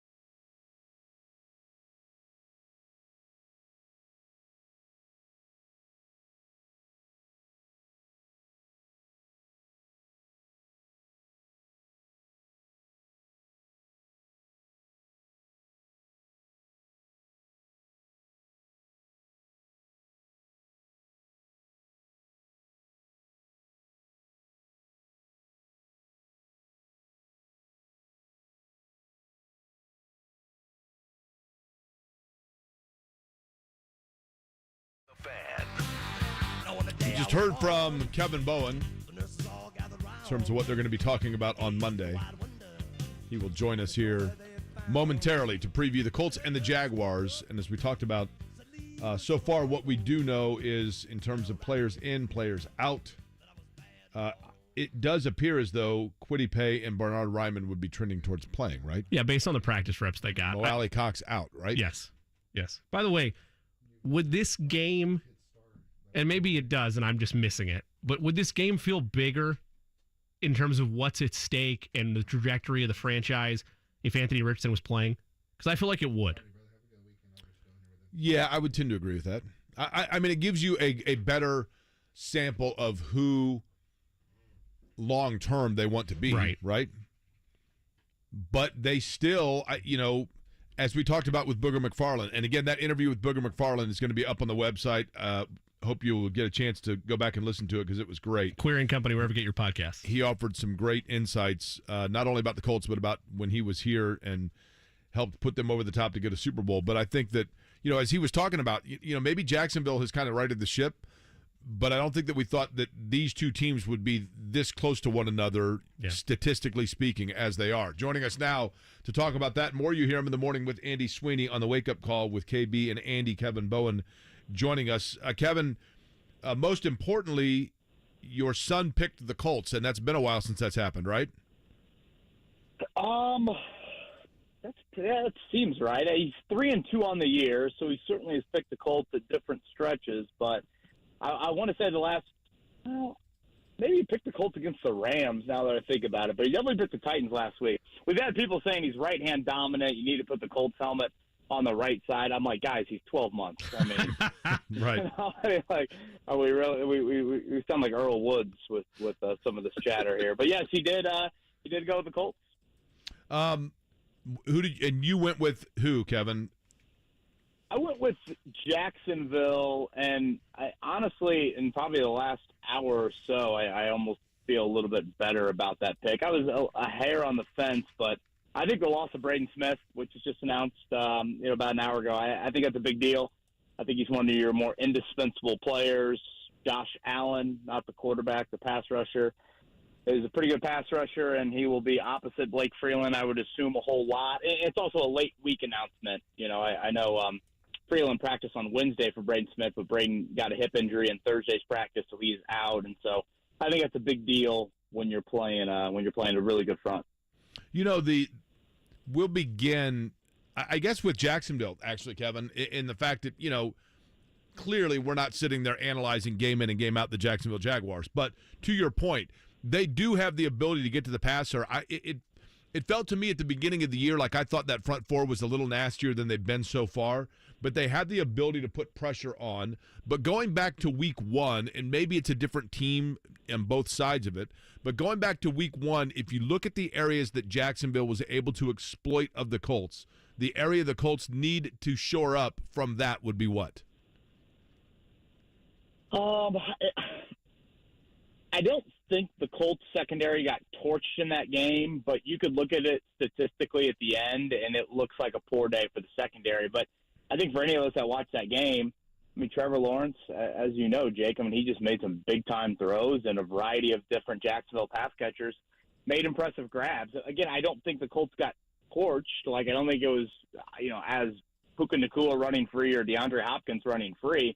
I just thought at moments of truth, Jacksonville outplayed you, even though I thought the coverage was decent in those situations. So I think that is a big, element to it again. I think with Travis Etienne and that wideout group, even without Zay Jones, who's going to miss this game, and then obviously throw in Lawrence, I think it's the best collection of quarterback skill you'll face all year long outside of maybe Cincinnati. So I would point to that. Now, so much has changed, though, Colts-wise. Even in the secondary.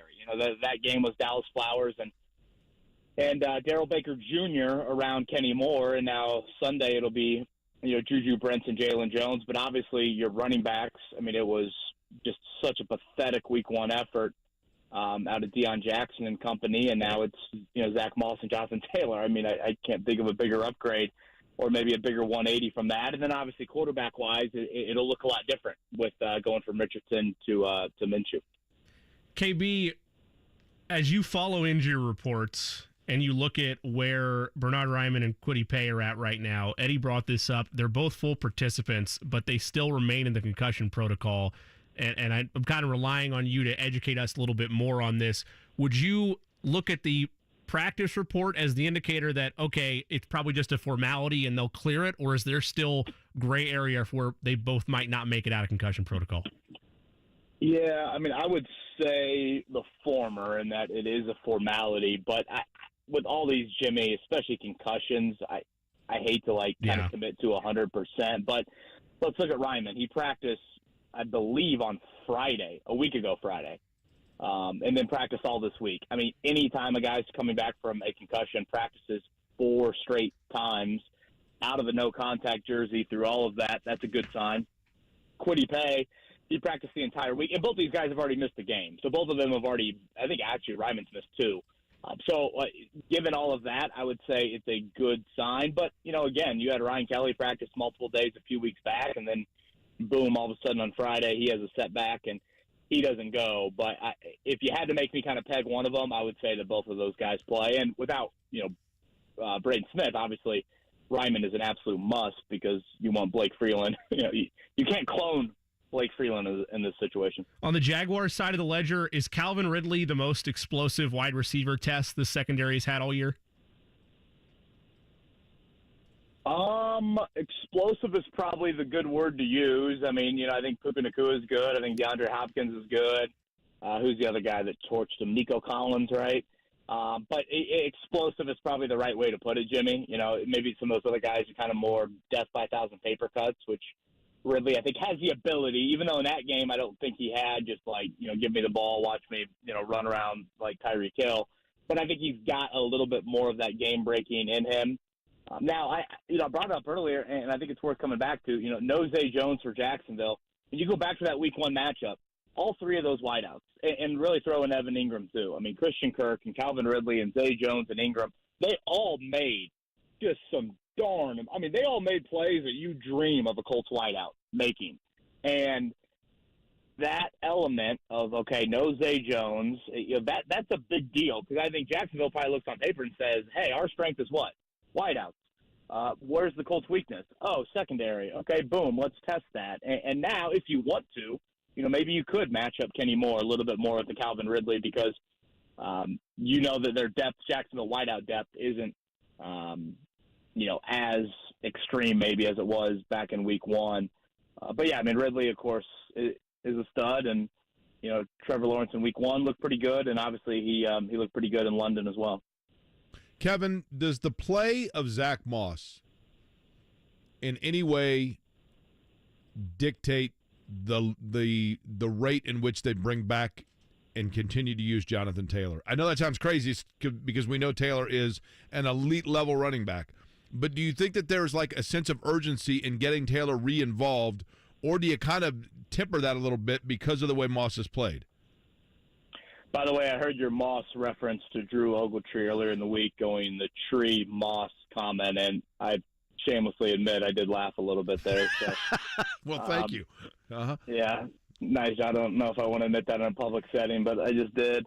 I still think with running back, you ride the hot hand. And, I mean, I know how much you're paying Taylor, and obviously Taylor can certainly – things could change. I mean, you come out on Sunday, and all of a sudden Jacksonville – has no answer for Taylor. Maybe the second half that totally changes. Well, you're not paying him that much yet, right?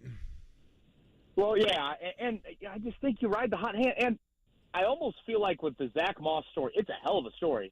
But Zach Moss was taken 1 round after Jonathan Taylor in the 2020 draft. Like, let's not act like Zach Moss was on a couch last week. I mean, this is a guy that certainly did something of note in college. I mean, Utah's all-time leading rusher. And NFL teams viewed him in enough of a light to take him in the 3rd round. I mean, if you draft a running back in the 3rd round, you mean something. Now, obviously, Buffalo, it didn't work out for him. It's funny. My brother-in-law texted me earlier today, and he's got Moss and Taylor on his fantasy team. He's like, okay, what would you do? Part of me looks at that and thinks, all right, you give the running backs 30 carries. Is Moss 18, Taylor 12? I mean, Taylor was 6 last week. So do you double that amount? Again, on paper, that seems fair to me, but I'm such a believer, especially at running back, that so much of it is just based off of hot hands. I mean, I remember times, honestly, in Taylor's career where it's like, you know what? It might make sense if they go to Nyheim Hines for another series here, even though obviously Taylor's the guy that, you would point to more often than not. So, again, maybe a slight more than 50-50 to Moss, but ride the hot hand is how I kind of believe in it. In that same vein about riding the hot hand, Kevin Bowen is our guest. You hear him 7 to 10 a.m. here on The Fan with the wake-up call with KB and Andy. Jake asked me yesterday if Gardner Minshew, can't remember how he phrased it, so I'll phrase it this way to you. If Gardner Minshew leads the Colts to an AFC South first place spot between now and a potential return for Anthony Richardson, do you stick with Minshew or do you throw the rookie bat out there? I know we're simulating 6 weeks, 5 weeks into the future, but what do you do? Okay, so give that to me again. So when Richardson returns, are we saying that Colts are first place in the South? Deeper? Oh, what game? Okay. What game? Let's say Buccaneers for the sake of argument. That'd probably be the earliest, but let's say Buccaneers, 26th. Okay, and not to get too technical, has Minshew looked good, or has Matt Gay kicked a bunch of 59-yard field goals to win these games? Jake, let's say that Minshew's looked good. Minshew's been efficient. He's been the guy that we've seen so far that has won games for them. He is who we thought he was. Yeah.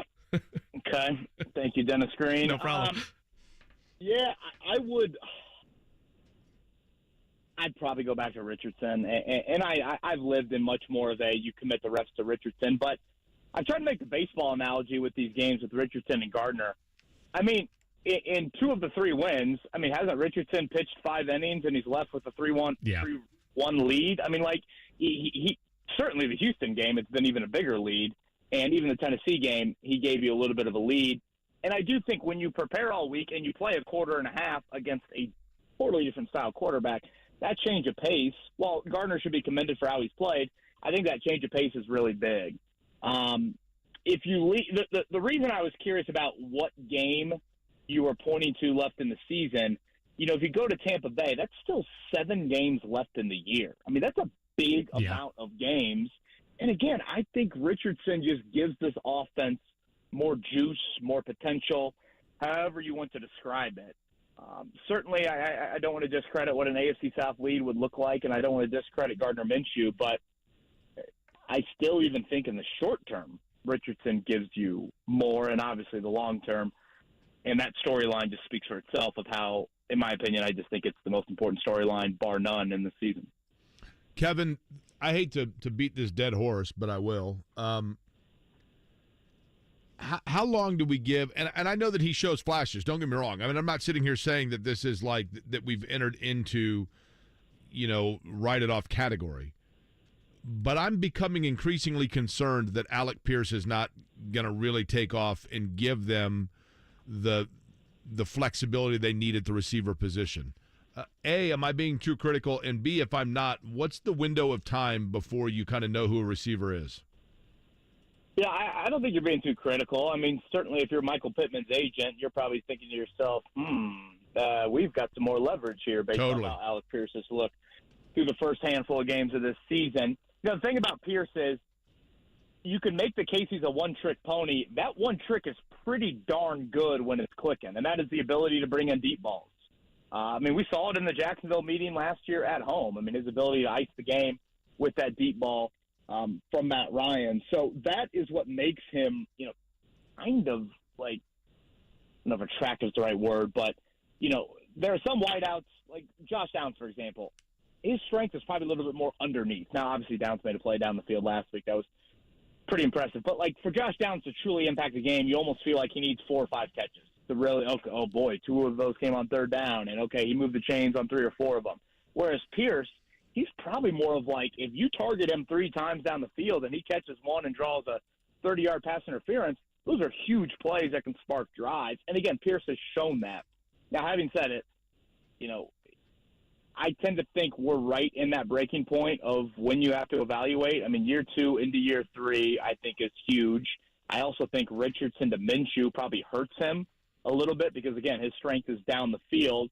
But we're definitely reaching that point. I mean, I think you can still be open-minded to what he can be, but at the same time, you acknowledge what he's shown so far, and that is in no way, shape, or form do I view him, Michael Pittman, and Josh Downs and think that is the wideout trio for Anthony Richardson for the next 5 years. I like some of those guys, and I think they can be decent wideouts, but you'd be putting way too much on the plate of your young quarterback to kind of view, I think, those three of these are this is the trio of the future, no questions asked. Kevin, if you're Chris Ballard and you know, insert Mark Dykton playing the wideouts bit from Chris Ballard here, but if you are Chris Ballard and you know you're looking at your wideout positions for Anthony Richardson and you know you've got to get a wide receiver, do you get one to go above or below Michael Pittman? Oh, above. Yeah. I mean, I view it like Stephon Diggs trade to Buffalo and what was that, Allen's second year, third year, something like that. Obviously, A.J. Brown to Philly after Hurts's, first big season. Yeah, I view it in both of those lights of somebody above. And I like Pittman. I've probably been maybe a little bit more pro-Pittman than most, but, you got to go above and beyond, especially when you look at tight end, Jake, and there's not a Kelsey in that, and Kelsey's way too high of a bar, but whatever, insert whoever the third best tight end is in the league. You don't have that in that room. So, when you kind of are talking pass catcher, it'd be one thing if you had this bona fide kind of Pro Bowl tight end where maybe you could offset a little bit of wide out, but I would say above Pittman for sure. I think tight end, Kevin, the thing to me that's the most fascinating about the tight end position for the Colts is the fact that I still haven't figured out if they're really deep at tight end or if it's just that they have like 4 or 5 guys that are all equally mediocre. And I'm not trying to be like Debbie Downer when I say that, but I haven't been able to determine that. Which way would you lean with that? Yeah, it's a good question. I think the depth guys are a little bit better than mediocre. I'm kind of intrigued by Drew Ogletree here as of late. I'll be eager to see. We'll see if Mo Alley Cox clears concussion protocol in time for Sunday. I'm eager to see Will Mallory again. It wasn't much, but he showed me a little bit earlier this season. And then Jelani Woods, Shane Steichen said today, at some point, they expect him back this year, but he's been out due to a hamstring injury all year, extremely nagging hamstring injury, aggravated in training camp, and has been out since. So, I don't know. I tend to think there are like a notch above mediocre with some intrigue. And I don't know, maybe we've kind of reached it with Mo Alley Cox if we kind of know what he is at this point, so maybe kind of put him to the side. But guys like Mallory, guys like Ogletree, I would say even Jelani Woods showed enough last year to where he would fall into that category. But, I mean, still, if you all of a sudden got in the draft and you were drafting 11 overall or 12 overall and Brock Bowers from Georgia was there, I mean, that to me would be really hard to pass up just because I do think in this day and age of the NFL, if you've got an absolute stud at tight end, that can be a massive weapon. And, if you need any reminder, just watch last night. To your point, I don't see a Dallas Goedert. I don't see a Mark Andrews right now. Just looking for that. Yeah. And those are still top names, but that's probably about the range I would like to see. And I mentioned that earlier in the week of you think Shane Steichen probably wants that when you look at what they were able to do in Philadelphia with Goddard as kind of their lead tight end. Kev, when you look at Kevin Bowen as our guest, when you look at the next 6 weeks for both these teams, Jaguars have a bye mixed in, but they go Saints, Steelers, Niners, Titans, Texans, and the Colts will throw a couple out there. Browns, Saints, Panthers, Patriots, Buccaneers. Is this the last best chance for the Colts to take a commanding conversation around the AFC South? The only reason I'd go back and forth with it is because they do have that third place schedule to where there'll still be room if the Jaguars stumble. But does this feel like their last best opportunity to really have a conversation about winning the South? Yeah, I would say it's about as important as you're going to get in Week 6. And I think people would find it interesting if they watch. It's kind of a question I threw to Shane Steichen today at the end of the presser. I think if they'll watch and listen to Shane's answer, that's a pretty locked-in, fired-up individual that fully knows what Sunday means. In that you don't play another divisional game for about 2 months after this one. You're already 2-1 in the division, so that's a nice start. You win this, you're 3-1. If you win this, you'll obviously have split the head-to-head of Jacksonville. It will be Jacksonville's second division loss. And that is the second tiebreaker after head-to-head. And obviously head-to-head would be split. So you'd be in the driver's seat to have the head-to-head tiebreaker over the team that I think everyone views as the favorite in this division. Well, take it a step further. you just laid out some of the schedule coming up, Jimmy. I think I saw earlier this week the Colts have the third easiest schedule the rest of the way. Jacksonville, I believe, has the sixth toughest schedule the rest of the way. So when you factor all that in, I mean, I know it's October 15th, but just absolutely massive Sunday in terms of what it means. And obviously when you lose the first matchup with this opponent, it certainly matters more. And if you were to lose Sunday, then then you'll be a game back and you won't have the head-to-head tiebreaker. So all of that kind of factors in. So, yeah, I mean, I think if you want to be in any sort of driver's seat, whether it's Halloween, whether it's Thanksgiving, as you look ahead to these future dates, Sunday is kind of in the must-have. You could still get back into it, but you're going to have a lot of ground to make up if you lose on Sunday. Kevin, I don't know if you caught the program yesterday or heard the chatter about it, but I'm curious. And then I promise, Jimmy, after this, I'll put it to bed, right? But we're getting a survey of coworkers here. That's important. I agree. We need it. Yesterday, Kevin, we started doing the show, and I looked over at Jimmy, and Kevin, you've done enough radio with me. You know that I'm very attentive to the other people on the radio when I'm on the air, right? I mean, I pay very specific attention. I don't get distracted by anything. And no, not at all. And I look over, and Jimmy is on his, he's a married guy, right? Like you, married guy. And I noticed that his wedding band, I'm like, well, it looks tarnished. It changed colors. And then I noticed that he had removed his wedding band and, in fact, was wearing a plastic Kansas City Chiefs ring because the Chiefs were playing yesterday. And he said, "Oh yeah, no, silicone. This is what's that? With silicone, just for the sake of the story." And he said that his wife is A-okay with this, and I said she might tell you she's A-okay with it, but she's definitely discussing it with her friends. You, Kevin, have been obviously connected with the Colts for a long time. What would Maddie say to the removal of the wedding band on game days and the placement of a Colts ring? Or Notre Dame. Notre Dame basketball. Yeah. How about Notre Dame basketball? Yeah, I think I'd probably be doing the dating apps. I'd probably be trying to, figure out what the next option is. I think Maddie would probably would you say probably have gone down. Would you say what I did is worse than losing a wedding ring and then having someone needing to come and save the day and track down said wedding ring? Would you say like what I did was worse, or just trying to clarify here? I love me some Jimmy Cook. Love Jimmy Cook. And this is the but as I preface it, but man, Chiefs ring. I don't know if I can go there. I mean, I've done a lot. I mean, Jake's seen it. I have been shirtless before for a Notre Dame basketball hire. I've certainly done a lot of things that Maddie has looked at me and been like, "You're this passionate about Notre Dame sports?" But I would say removal of a wedding ring and putting a silicone, just to make sure that we're all on the same page here. Silicone Notre Dame ring on, If you wore a silicone ring daily, would it be better or still about the same level of can't do it?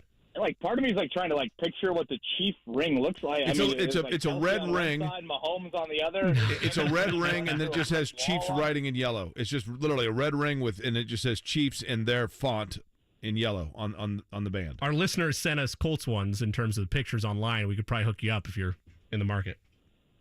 Well, did you win this at if Steak and Shake was still around? Did you get the Steak and Shake? That's exactly what I said. Two quarters. Machine on the way out. Yeah, Jimmy, I love you, man. But congrats on the win last night. Thank you. Oh boy. Yeah, I think if you just would have rocked the ring, you might have scored 27 or 31 last night and not struggle with Denver for upwards of 3 quarters. Now, did you actually, Kevin? I mean, I know you got to get up early. Did you watch that game last night? Yeah, actually did. It was Maddie's birthday last week, and her and her sister were up in Chicago. They went to a show, so I was like, all right, I've got the remote the whole night. I want to be entertained by a sporting event, so I did a little bit of the back and forth, but full transparency, I had Denver plus 10.5, so Harrison Butker's field goal there. I was not happy. But I was told it was going to be bad weather and to hammer the under, and I figured bad weather meant Mahomes couldn't throw or as well, which I guess he did kind of struggle.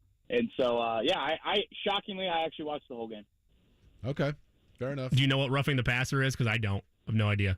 Can't figure it out. That's 15 yards. Which player are you complaining about? The score the Broncos had to make it an 8-point game. They went for 2 afterwards. Chiefs blitzed a corner, and they called roughing the passer because of the body weight. And Yeah, sounds like you're not. But again, maybe if you wouldn't have rocked the ring, you would have got that call. So you're complaining about them not knowing that, but going to ignore the fact they just blatantly missed like 2 penalties against Minnesota there at the end of the game? I mean, you've clearly evolved, which is fine. And as Kevin said, like, he loves me. I also love you. You've evolved into this tyrant of apparently everybody like loves the Chiefs from it's wearing a white hat, which is not true. But yes, I'm going to complain when it goes against my team. Yes, I will. Yeah. Landed on with all his body weight on him. That's probably what it was. Yep. I wish Jake, there was. Are you storming the field in Ann Arbor tomorrow? Kevin, thank you. You know this is going to happen, right? Actually, somebody just texted me and asked if I want to go to the game with them. I've got to write it back. I can't do that. But here's the thing. I would love to go to the big house tomorrow, except for that, Kevin, it's, 3.5 hours to get up there, probably? Something right around there. So 7 hours round trip for a foregone conclusion. I know it's going to happen. I mean, I'll go up there to do some jazz hands and clap and snap fingers on the field when they're doing LEO songs afterwards when Indiana shocks the world. Kevin, I'm telling you right now, you mark my words. I've never been more sure about anything in my life that absolutely, unquestionably, without hesitation or doubt, the Indiana Fighting Hoosiers are going to go up and throw the biggest monkey wrench in the world into the college football playoffs by stunning Michigan. 105,000 people, average age 105, all in stunned silence. You scooping the 34, Kev? I've always been a believer, if you have an intra-conference game and I'm getting 30 points, I have to take the team getting 30. But then it turns into a math problem where I'm sitting there, I'm like, okay, I need this drive to last 2 minutes and 45 seconds. I need this drive to last. And then all of a sudden, I blink, and it's like, wait, how did they just score 21 in 3 minutes? They literally just forced a fumble on the kickoff. They literally just had a pick six, and they just scored on a 70-yard touchdown, and now my math is done. Well, but to Jake's point, nothing I want more than Tom Allen and Straight No Chaser in the locker room afterwards snapping their fingers for that victory. Eddie's got it. All right, Kevin, Jags and Colts on Sunday, and you went with, officially on the Fan, you went with Jacksonville, correct? Yeah, 26-17 is what I went with. It looked like we were kind of split based off the graphic I saw. I went with, and again, this was kind of before we knew some of the injuries, probably yours as well, but I did go with the Colts. And I did that more so out of still a hesitation that Jacksonville is consistently putting things together, as opposed to belief the Colts, are going to go down there and take control of it. But I'm going to give them benefit of the doubt, and I'm going to go with the Colts on Sunday. But we shall see what happens, and I know you guys will be talking about it first thing on Monday morning. Kevin, enjoy the weekend. Thanks, guys. Have a good weekend. All right, Kevin Bowen joining us on the program again. KB and Andy, the wake-up call. 7 until 10 on Monday, they will be talking about this game and a lot more. We'll take a look at some of the games around the league, college football as well, as we roll along here and start to close it out and hand it over to John coming up for a Blue Friday, 3 o'clock broadcast for JMV, then Colts Happy Hour at 6. It's 93.5, 107.5 The Fan.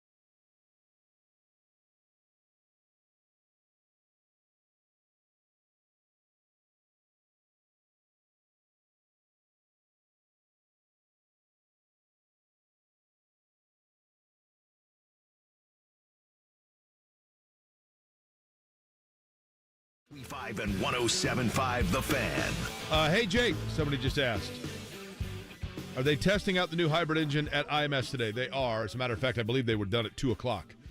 They practiced yesterday from 9 until 5. That included rookie orientation for Kyle Larson. And then I think David Malukas was out there running today. And, yes, I do believe that they are. Now, whether or not that engine's going to be ready to go for the season, I think that's the anticipation, obviously, for IndyCar. But a new hybrid engine has been tested in the last few days. That is correct. We'll get into the NFL season, the weekend, and the games on slate coming up in just a minute. Before we do that, we have a caller on line 1 that I believe wants to submit a resume for the company. Line 1, who's this? This is Barry, a.k.a. BTR. Barry, a.k.a. BTR. Now, the BTR stands for, I know BTO. What's the BTR stand for? That's my initials. Okay. And Barry, if you don't mind me, you'd like to be in the company, is that right? Exactly. What about the company, Barry? If you don't mind me asking, we'll do a quick interview here. What about the company is it that you like, that you want to be a part of? Why do you want to be a part of this company? I love the insight that you and Jimmy give on a number of subjects. Okay, well, so far that's right answer number 1. That's good. Question number 2 would be, Barry, what do you believe that you bring to the company? Just a good personality, I guess. Okay. And what line of work are you in? It's very unique. I work for a Swiss-based company, the America division in Noblesville, and we are the gold standard for nationwide for the installation and manufacture of radio frequency and magnetic shielding for MRI rooms. Really? You mean for like when you get an MRI on your knee? Yes. Okay. Now, what's that one company on Benford, just south of Noblesville, like between 71st and 75th on Benford? There's some Swedish company that's like, it's like an amoeba. It's overtaken half of the northeast side with a building the size of the finance center. Do you know what I'm talking about? I do not. I think they're Swedish. You said you're a Swedish company? A Swiss company. Swiss. I'm sorry. I always get the Swiss and the Swedish confused, only because of the first 2 letters. There's probably not much else that they have in common. But okay, so a Swiss company.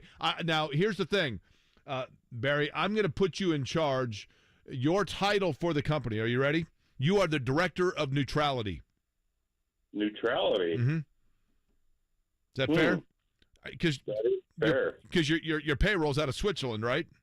No, it is not. We're the America division. But the company's based in Switzerland. Work with me here. The company's based in Switzerland, right? Yes. All right, BTR, Director of Neutrality. There we go. And MRI imaging. I like that too. We need all the help with imaging we can get, so we'll take that. Have we reached a hiring freeze? Because that felt like the most in-depth of all the lead-ups to get hired. You know, I was thinking about the questionnaire this has expanded. this morning when I was getting ready for work. Yeah. I haven't received my paycheck yet. Have you? For this company? For this company, yeah. Have we decided we need the HR department for payroll. that, I feel like, we right? pay on the 12th and 29th unless the 12th falls on a Monday, and then you get paid on the 9th. Got it. That's how we do it here at the Aquarium. Got right? it. But we're still working things out. We need a director of finance, and then once we have that, I'll make sure you get paid. There are some dud games this weekend, to be honest with you, in my opinion.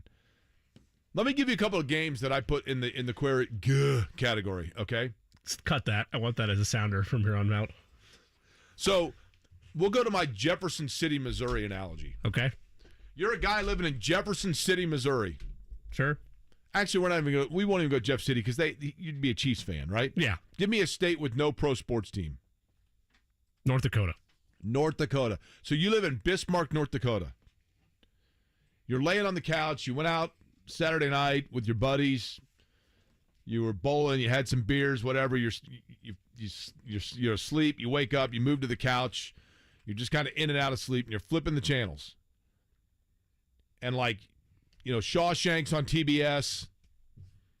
Probably like Breakfast Club's on some random cable channel. And then you're like, well, what sports is on? And you flip over, and it's the Washington Commanders and the Atlanta Falcons. Thank you. Are you, at that point, are you sticking with it, or are you going back to Shawshank?